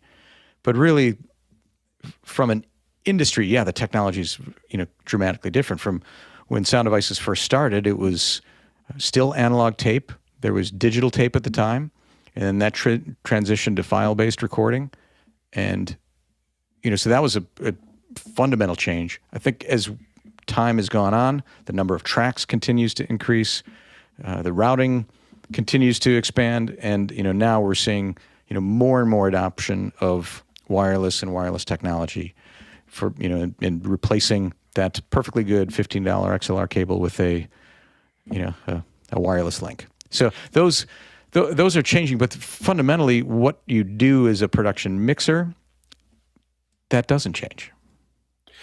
Can you give us a little input on so in 2020, during the beginning of COVID, it seemed like the sound industry kind of had a heart attack. like it just like one giant, we still can't buy QL1s, and so the what happened? What happened? Well, I can speak to it a little bit from the Hankscraft perspective. So what I do right now is I'm managing Hankscraft Incorporated. Hankscraft is a contract manufacturer, and we've got numerous groups. We've got a manufacturing group in Suzhou, China. So we have our own manufacturing facility there. We build a variety of different technology types. Some of them are electronic, some of them are mechanical. And whether it was Sound Devices or Hankscraft, 2020 significantly changed the whole supply chain. So supply chain and its pressures have really defined the economy from a macro standpoint from 2020 to now. And you see that being driven, in every segment, whether it's, consumer products, whether it's, foodstuffs. So as a manufacturer in 2020, Sound Devices, like everyone, was directly impacted by supply chain disruption, particularly in semiconductors. And that you saw that across the board. And the audio industry uses some very special semiconductors and very unique semiconductors. And when those go away, you're single sourced on a particular part that goes away. That's going to impact your ability to produce a product. One piece part not there, you can't build. And Sound Devices continue to do an incredible job of substituting material, redesigning, spinning circuit boards. I spoke with numerous peers. They were in the same mode. And instead of looking forward on new product designs, many companies were looking back on their existing library of products and simply having to iterate so that they could substitute material so that they can continue to produce. Yeah. We've got a bunch of questions stacking up. Let's go ahead to the first question. Our first one comes from Andy Kokendorfer in Viera, Florida. Simple. How does noise assist work? Noise assist, that's it is a adaptive algorithm that is listening to the signal that's coming in, interpreting it, and listening and deciding what is steady state noise, what is signal, and then it's using signal processing and lots of math in order to interpret that. It's a process that I can't speak specifically on how it is done. That's actually a good question for the folks at Sound Devices right now. But it required a lot of development, a lot of listening in order to tune the algorithm to make it work and be functional for speech. So it's really designed for speech type signals versus music type signals and such. There you go, Jeff. I'm curious if there was ever even any discussion or thought to offering it as a plug-in versus keeping it locked to the hardware. I think a lot of things were explored to see if that was valid. There's a pretty rich environment of single-ended noise reduction tools for that are DAW based, and those are running on a different kind of hardware architecture. They oftentimes have the luxury of excess clock. They may not necessarily be in real time. So one of the things that Noise Assist was designed from the inception was a real-time environment. So it really is, introduces very little latency in the signal from input to process to out. Next question. Mike Cochran, Seattle, Washington, says, how did your time at Shure impact the creation of Sound Devices? I think it was a direct correlation between being at Shure, being inspired by what Shure was doing, and at a time in our collective lives, me and my co-founders, that we could take that risk. When you're 30 years old, 29 years old, that's the time where you've got enough knowledge, or you think you have enough knowledge, and you can go and start off on your own and do something. And if it failed, if it blew up in our faces, we likely could be hired somewhere else. We likely could find a job somewhere else. But it was really nothing that was. We left because we wanted to try do our own thing. We had a great respect for where we came from. We wanted to do our own thing. Next question. Ike Potter in Hanover, Germany is up next. He says only one instance of Noise Assist can be installed on the SD MixPre II-series of recorders. Can this limitation be removed by firmware updates in the future, or is it a hardware-based limitation? That's I know the MixPre architecture is quite powerful. I know the 8-series architecture is quite powerful, and exactly how and where those are going for new features and such, that's a good question for Sound Devices. I do want to qualify that, as one of the co-founders of the company, in 2021, I made the decision to exit the company. So I am no longer part of Sound Devices. So that's why, when you see Jon Tatooles, Hankscraft Inc. So many of these questions that are Sound Devices specific, those I'm going to refer back to my friends over at Sound Devices to ask if there's something that, I want to be very careful and respect where the company is, where Sound Devices is, and how they choose to run their business. Next question. You're going to get a couple of them anyway. Yeah. Stefan Fischer-Würzburg is back. Is there any chance that the USBPre II will be updated anytime soon? Does the company even think about that brick? And then a smile emoji. Yeah, that again, that's a great question for the Sound Devices folks to see. We'll get them on. All I do know is that they are not sitting on their hands. They are always designing new stuff. They have a great relationship with a fantastic parent that has lots of resources. The company has incredibly smart folks. my former business partner, Matt, continues to run the business. He's the one that designed the MP1.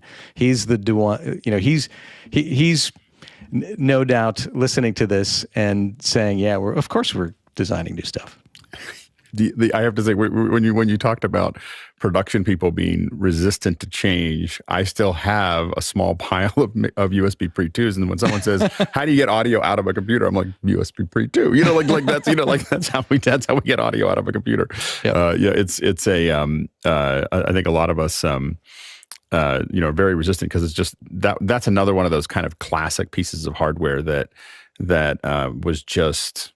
Or is just rock solid. There's nothing that crashes. There's little dip switches. There's things that and it just works. So it's an incredible piece of machinery. Next question. Michael Vospin in Woodstock, Georgia. What's the difference between noise suppression and a noise gate? Well, a noise gate is going to be a threshold-based tool, and a noise suppression is often adaptive, and when you're setting up an audio chain, a noise gate is relevant for certain types of signals where you have a defined threshold. Maybe it's going to be music oriented, or if you've got somebody that is very consistent subject to microphone distance in a speech context, but that's not reality all the time.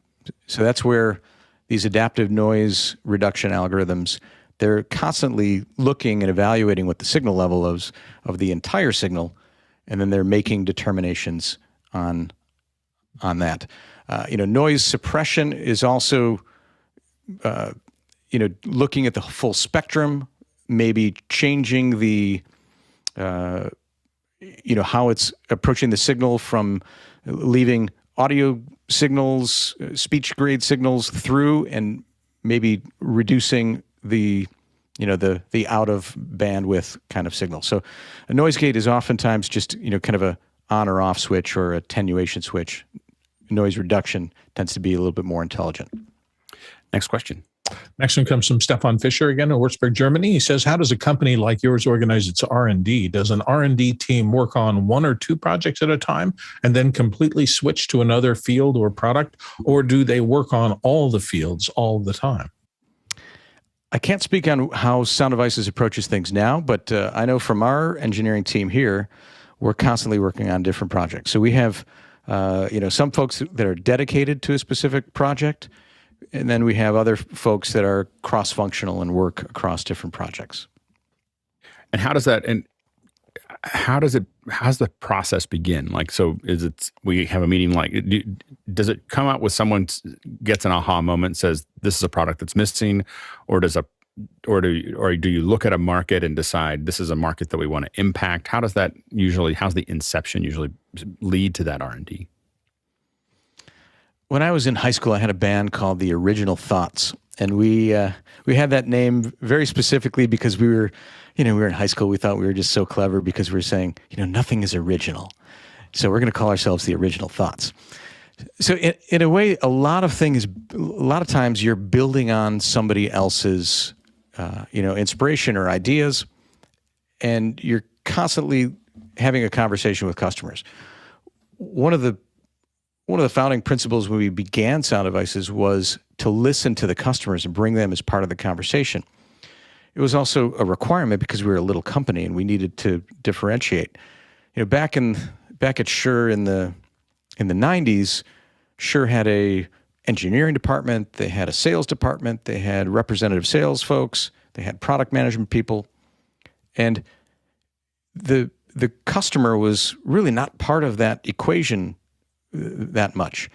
When we started Sound Devices, we wanted to make sure that the customer's voice was very much infused in the product.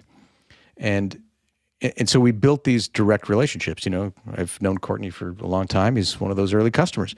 And that was built with a personal relationship to know what the customer does, how they do it, what is important to them, to the point of knowing this is what their budget is for gear. This is how they use it. This is how long they keep it. This is how they finance it. All those are important to kind of look at what you're designing and how you're going to present that to the customer. Next question. Paul Buchanan, Columbus, Ohio. As a longtime consumer of Sound Devices products, one of the things I've always appreciated is the supports team, and customer-centric mindset from them and seemingly the entire rest of the company. Was that culture hard to create and maintain? It was not hard to create because it started at the inception of the company, and that was one of the principles, having that relationship with the customer, having somebody answering the phone. These were all things that were kind of started as the DNA of the company. And, I can't see them necessarily changing that in the future. They likely will continue to perpetuate some of those things that we started early on. But having the relationship with the customer directly, and that customer service element of it, bringing the consultative approach.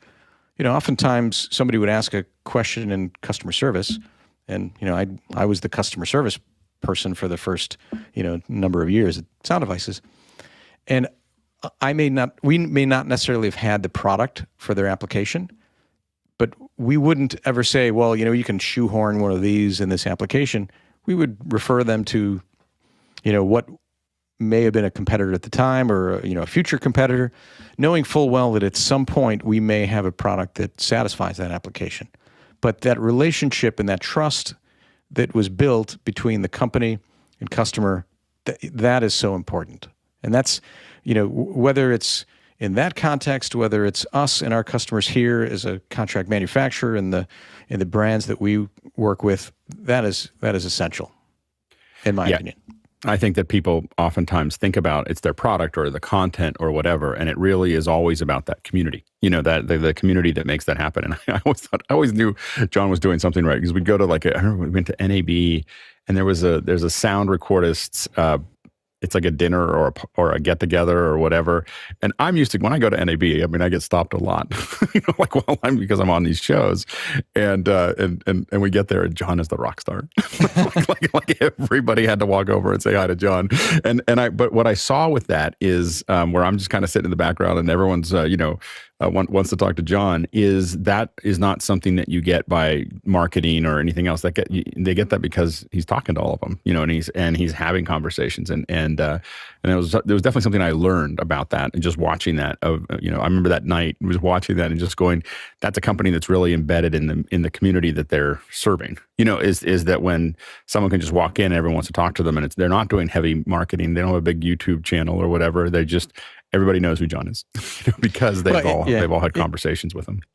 And I know Sound Devices continues that. They've got some fantastic folks on board, and they've got Gary on wireless. They got Paul and the recorders. Matt's running the company. These are folks that have been around for a long time, have great relationships with customers, and it's wonderful to see that. I actually pass Sound Devices almost every day when I come up to my office here at Hankscraft, and everybody, every time I was like, I'm rooting for you guys. I love. We get to have conversations with Paul every once in a while, and Gary, and it's just such a fountain of knowledge. Gary's on next week, so anyway, the just incredible fountains of knowledge, and so it's a lot. It's really a lot of fun. All right, next question. Mitchell Hill, Wilmington, Delaware, here on the panel. What's the story of the PIX 240 development? Good, Mitchell. Do you want to add something to that? Yeah, I think that what was interesting is, first of all, big fan of your work, John, and of course, when you did at Sound Devices. When I saw that device, the PIX 240, come out, I was thinking, here's a company that has an excellent reputation in audio. Can they do it in video? And it was just a no-brainer. I said, I like that device. It makes a lot of sense. It has a lot of thought going into it and well-designed. I'm real curious why they've decided they want to step into video now and apply their same philosophies.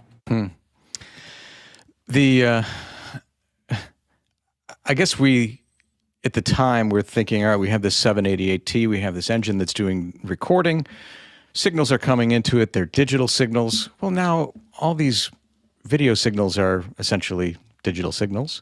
They happen to have a whole lot more bandwidth. They happen to be a whole lot higher data rate. Yeah, we can record that as well.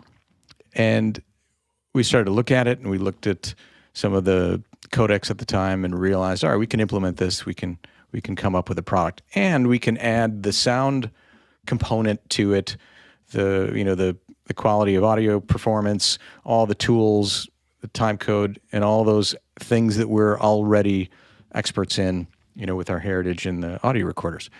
And then we developed this product, went to NAB, and it was interesting. That NAB was quite fun because the first half of the show was a little quiet, and then all of a sudden a camera op would hear something from their sound mixer who was at the Sound Devices booth.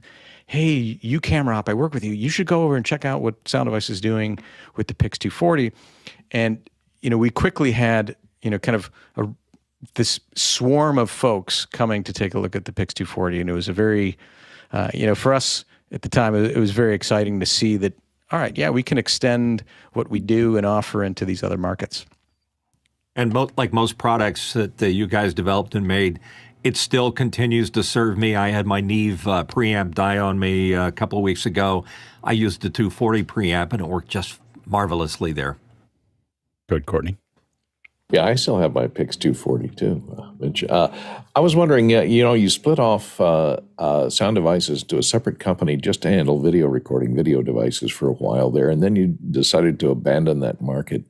And of course, it spawned several great audio recorders too, like the 970, which was, I think, originally a video recorder and audio recorder, and it became a pretty commonly used audio recorder in a lot of Hollywood movies.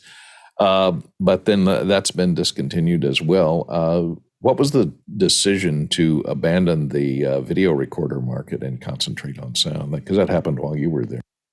Yeah, if you look at the current offering and some of the new products, there's some incredibly exciting things that they've introduced. And, when I was there, we had acquired Audio Limited and recognized that the wireless space has so much, significance relative in its juxtaposition to the recorders. And, so that was, you kind of look at those and you say, well, maybe that's the direction that they're going. Yeah, I think that the thing that made the 240 different, and a lot of the other was the audio. The funny thing is that the video recorders now still have no real audio. They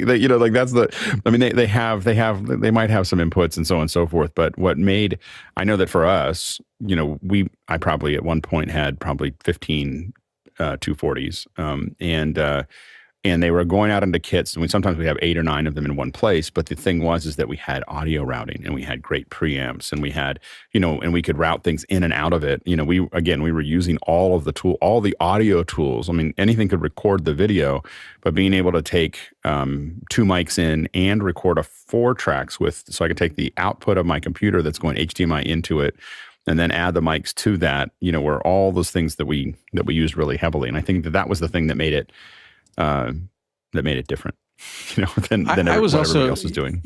Around that time with the PIX 240, I was of the mind, and I was completely wrong, that we would see double system sound really go away.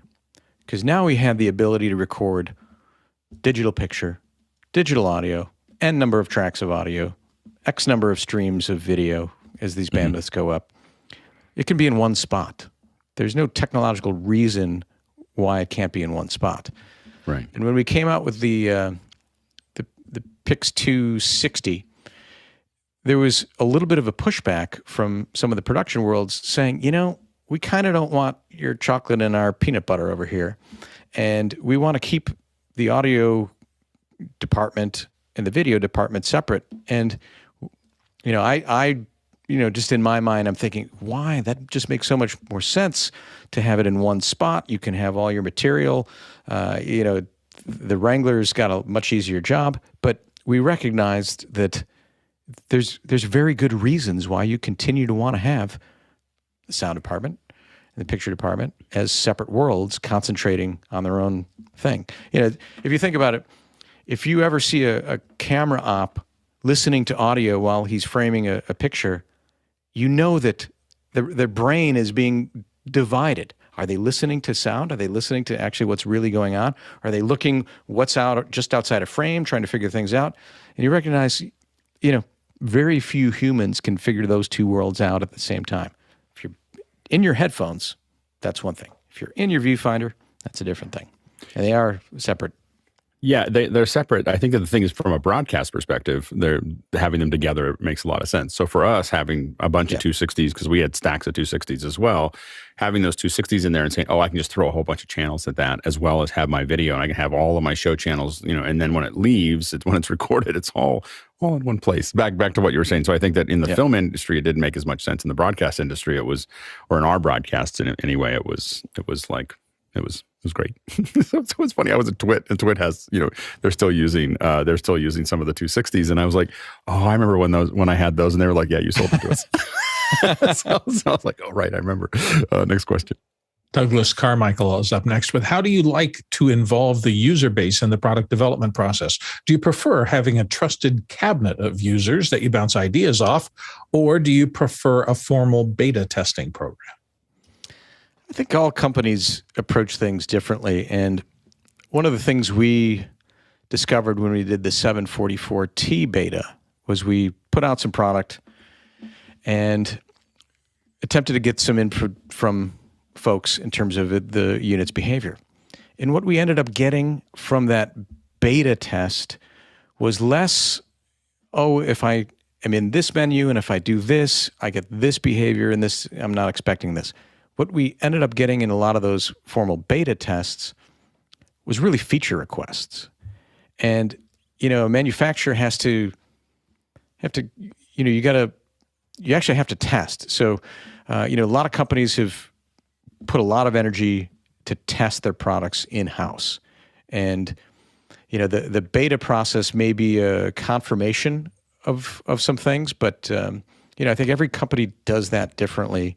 And, in our earliest days, at Sound Devices, we recognized that beta process, customers thought they were really being helpful by introducing, we can have, what about this feature, this feature, this feature, whereas we were really, truly looking to test so that we could qualify and make sure that, the existing feature set was valid. Next question. Jeff Cohen, Miami Beach, Florida, here on the panel. How close are the Hankscraft's P.O.P displays to sound beaming isolated audio messaging to pedestrians' ears like in the movies? Hankscraft's looked at the P.O.P world for a long time. In fact, I've got this is a brochure from 1962 on a motor that was designed for the P.O.P displays. And they've looked at a variety of technologies for, to present P.O.P. The P.O.P has evolved these days into more of a, digital signage.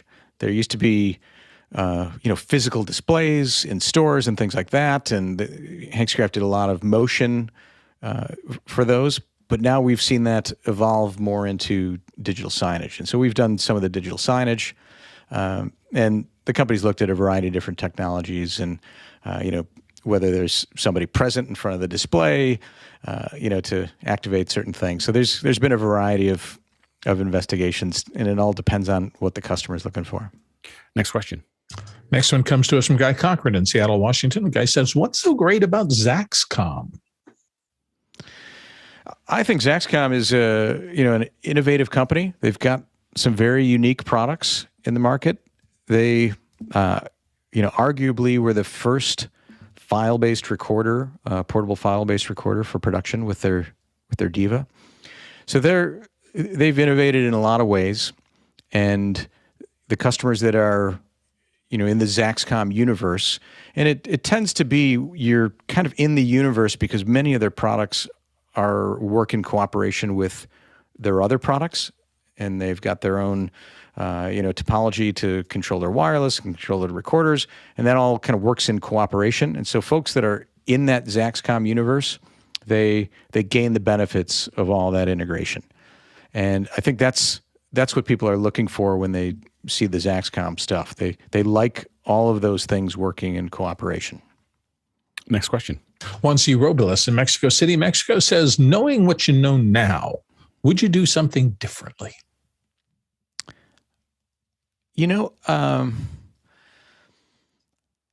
Sure. I think you can short circuit a lot of things. I liken it to, you got to go from A to Z in the alphabet, but you kind of have to go through all the letters in the alphabet to get there.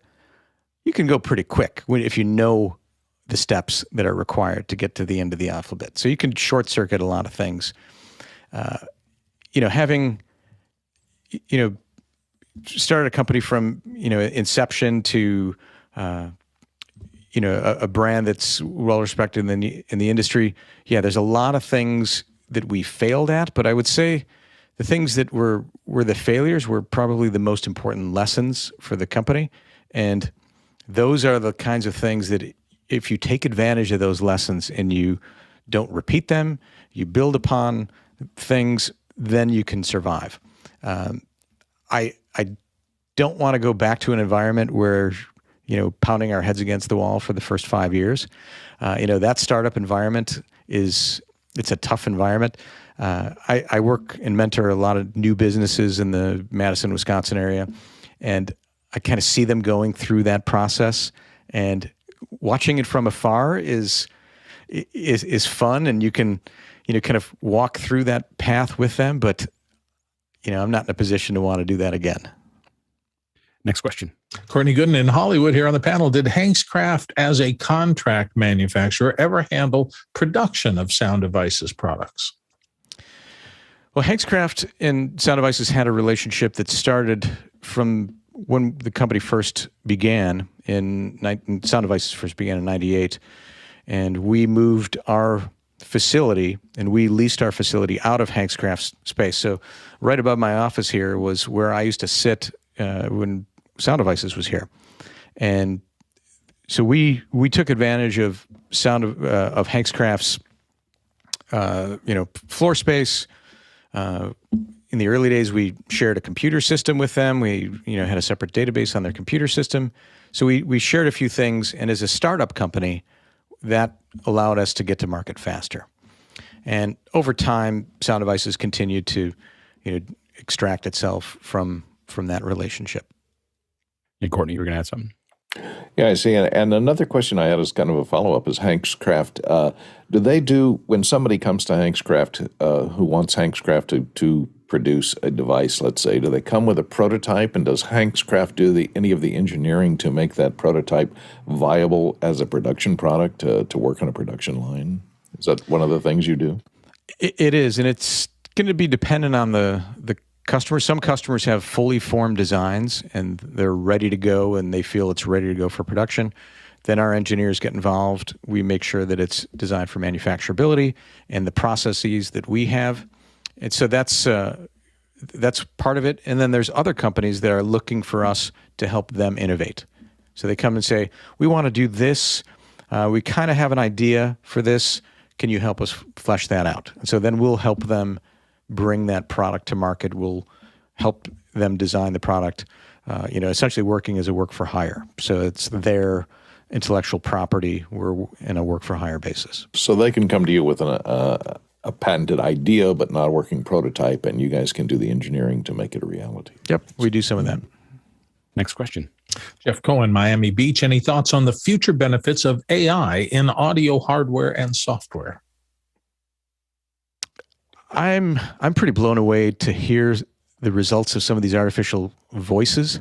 And I can imagine where a world where we now have, ADR or snippets of ADR done with a synthesized voice, where somebody in production, I just need a couple lines here and there, and I already have this voice print of all the production tracks. I can go in there and I can do AI-based ADR. So I can see that. That's a world that I could see as as feasible in the next 3 to 4 years. It's amazing. Yeah, just even taking the existing audio from the scene and just improving it using the same voice actor and not really doing. And I was talking to somebody in LA about this, and they were talking about just pulling the voice out from the original scene using the the model that they have of that person's voice to just make it more intelligible, or to make it, to bring it, or to separate it and let you do extra work on it. So it sounds like it's more there, but it's still from the original recording. Just a fascinating thing. Next question. TJ Asher, Minneapolis. The tough question is, any chance of bringing back the Hankscraft Vaporizer? Such an iconic design. We still get inquiries for replacement motors from a device that we made in the 50s. And, my vaporizer motor just went out. Years ago, when I went to my in-laws, when my children were very small, my in-laws brought out the humidifier because one of my kids had a cold. And it was the iconic Hankscraft, this circular vaporizer that just made actually it's not a vaporizer, it should be a white noise generator. We should renew this and sell it as a background sound white noise generator. I just realized that we had one when I grew up. I didn't even realize that was the same. I just did a search for it. I was like, what is the vaporizer? And I was like, oh, that's the one we all had when we were kids. Yeah. That's funny. Next question. Next one comes from Gordon Lake in Los Angeles, California. What are the pros and cons of customers being married to a brand? I think there's a benefit to investing in a brand if the brand is investing back in its customers. And I think you always have to be conscious that you've got to look from your customer perspective, what works for me? And you might compromise if you are solely in one brand world, and this is, you're looking at it from one specific brand. And you've got to make that decision if that's okay with you. I think there's some benefits to a customer providing loyalty to the manufacturers. I think some of the manufacturers really, really reciprocate with that. But I do think, especially a professional always needs to look at their products as tools. These really are tools. And this tool may be the right tool for this application. This one's the right one for this application. You've got to choose your tools wisely. Courtney, you were going to add something. Yeah, I was going to say, I've been a fairly loyal customer of Sound Devices, and the reason I think for that, and a lot of people are loyal to a certain brand, is the ability of that manufacturer or that manufacturer of the device to accommodate requests from the users. And that's one thing I've always found Sound Devices. I always, bent their ear on, I was one of those, beta testers on the 744 and saying, well, it would be great if it just did this. Can you rearrange this? And a lot of times they listen, and that makes for improvements of products. And it, you eventually can work with the manufacturer to get things the way you want them to be. That's really a great reason for brand loyal. Next question. TJ Asher, proving that everybody looks at backgrounds. What's on tap today after noticing the tap handles over John's left shoulder here in the shop? One of the Hankscraft companies is a company called AJS in Random Lake, Wisconsin, just north of Milwaukee. Very fitting. And this is a manufacturer that makes custom crafted beer tap handles. We make about 500,000 beer tap handles a year for a variety of brands. So whether it's craft breweries or big international breweries, we make many, many beer tap handles. And they're made out of ash. They're made out of maple. We go through a lot of wood, a lot of paint, a lot of varnish. All I'm saying is if I visit, I want to do a video walkthrough of how a handle gets made. Because I just found, is it something you can kind of walk through the line and see different parts? Yeah, you start off with the blanks, and then you're walking through the CNC, and some of them are lathe, some of them are, then you go into, the fittings, and it's a fun process. That sounds great. Next question. Douglas Carmichael up next. Could you see U.S. technology companies bringing more manufacturing back into the U.S. as it was many years ago? If not, what are the barriers to reshoring said manufacturing? In my short time here at Hankscraft, I've had 3 programs that have come to the company that are looking to begin their manufacturing in China and then transition that to the U.S., to our U.S. facility here. And that's an interesting thing. They want to I think some of this is they want to de-risk from these big macro socioeconomic perceived risks of not producing in the U.S. I think the world is better if we are a global sourcing, less tariff, boundaries and walls world. I think if people are truly competing on a level playing field, all boats rise. That's not necessarily the case, and that probably will never truly be the case. But there is a motivation for folks to bring things local. Yeah, absolutely. John, so great to have you here. Thanks so much for spending an hour with us. It's really, really fun. Wow, that was a quick hour. It was.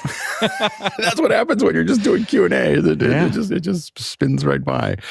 So thank you so much for your time. We'll probably try to drag you back on in about a year, see how things are going. Sounds good. That'd be good. Thanks to all our producers for all the great questions that had this that filled up the hour. Thanks to our panelists. Of course, can't do this without you, and so it's great to have you. Great answers in the first and questions in the second hour, and a thanks to the amazing group of volunteers putting this show together every day. It takes a lot of people. You'll see the credits here in just a second.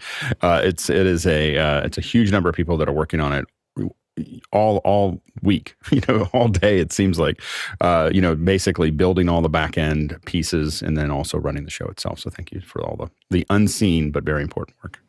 Appreciate all of you. All right, we've got a great one tomorrow. We're talking about CES, and then the team from Zoom is going to be here on Friday. So stay tuned for those to answer your questions. So start building those questions up, and we'll now jump into After Hours.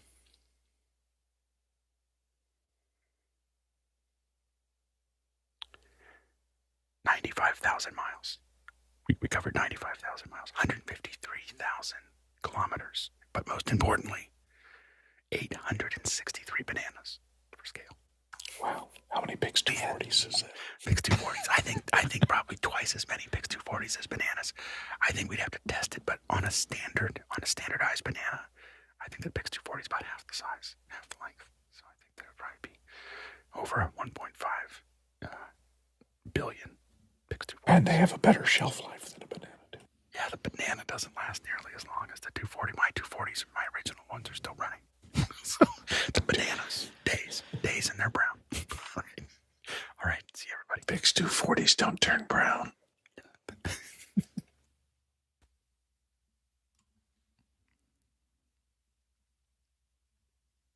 Thanks, John.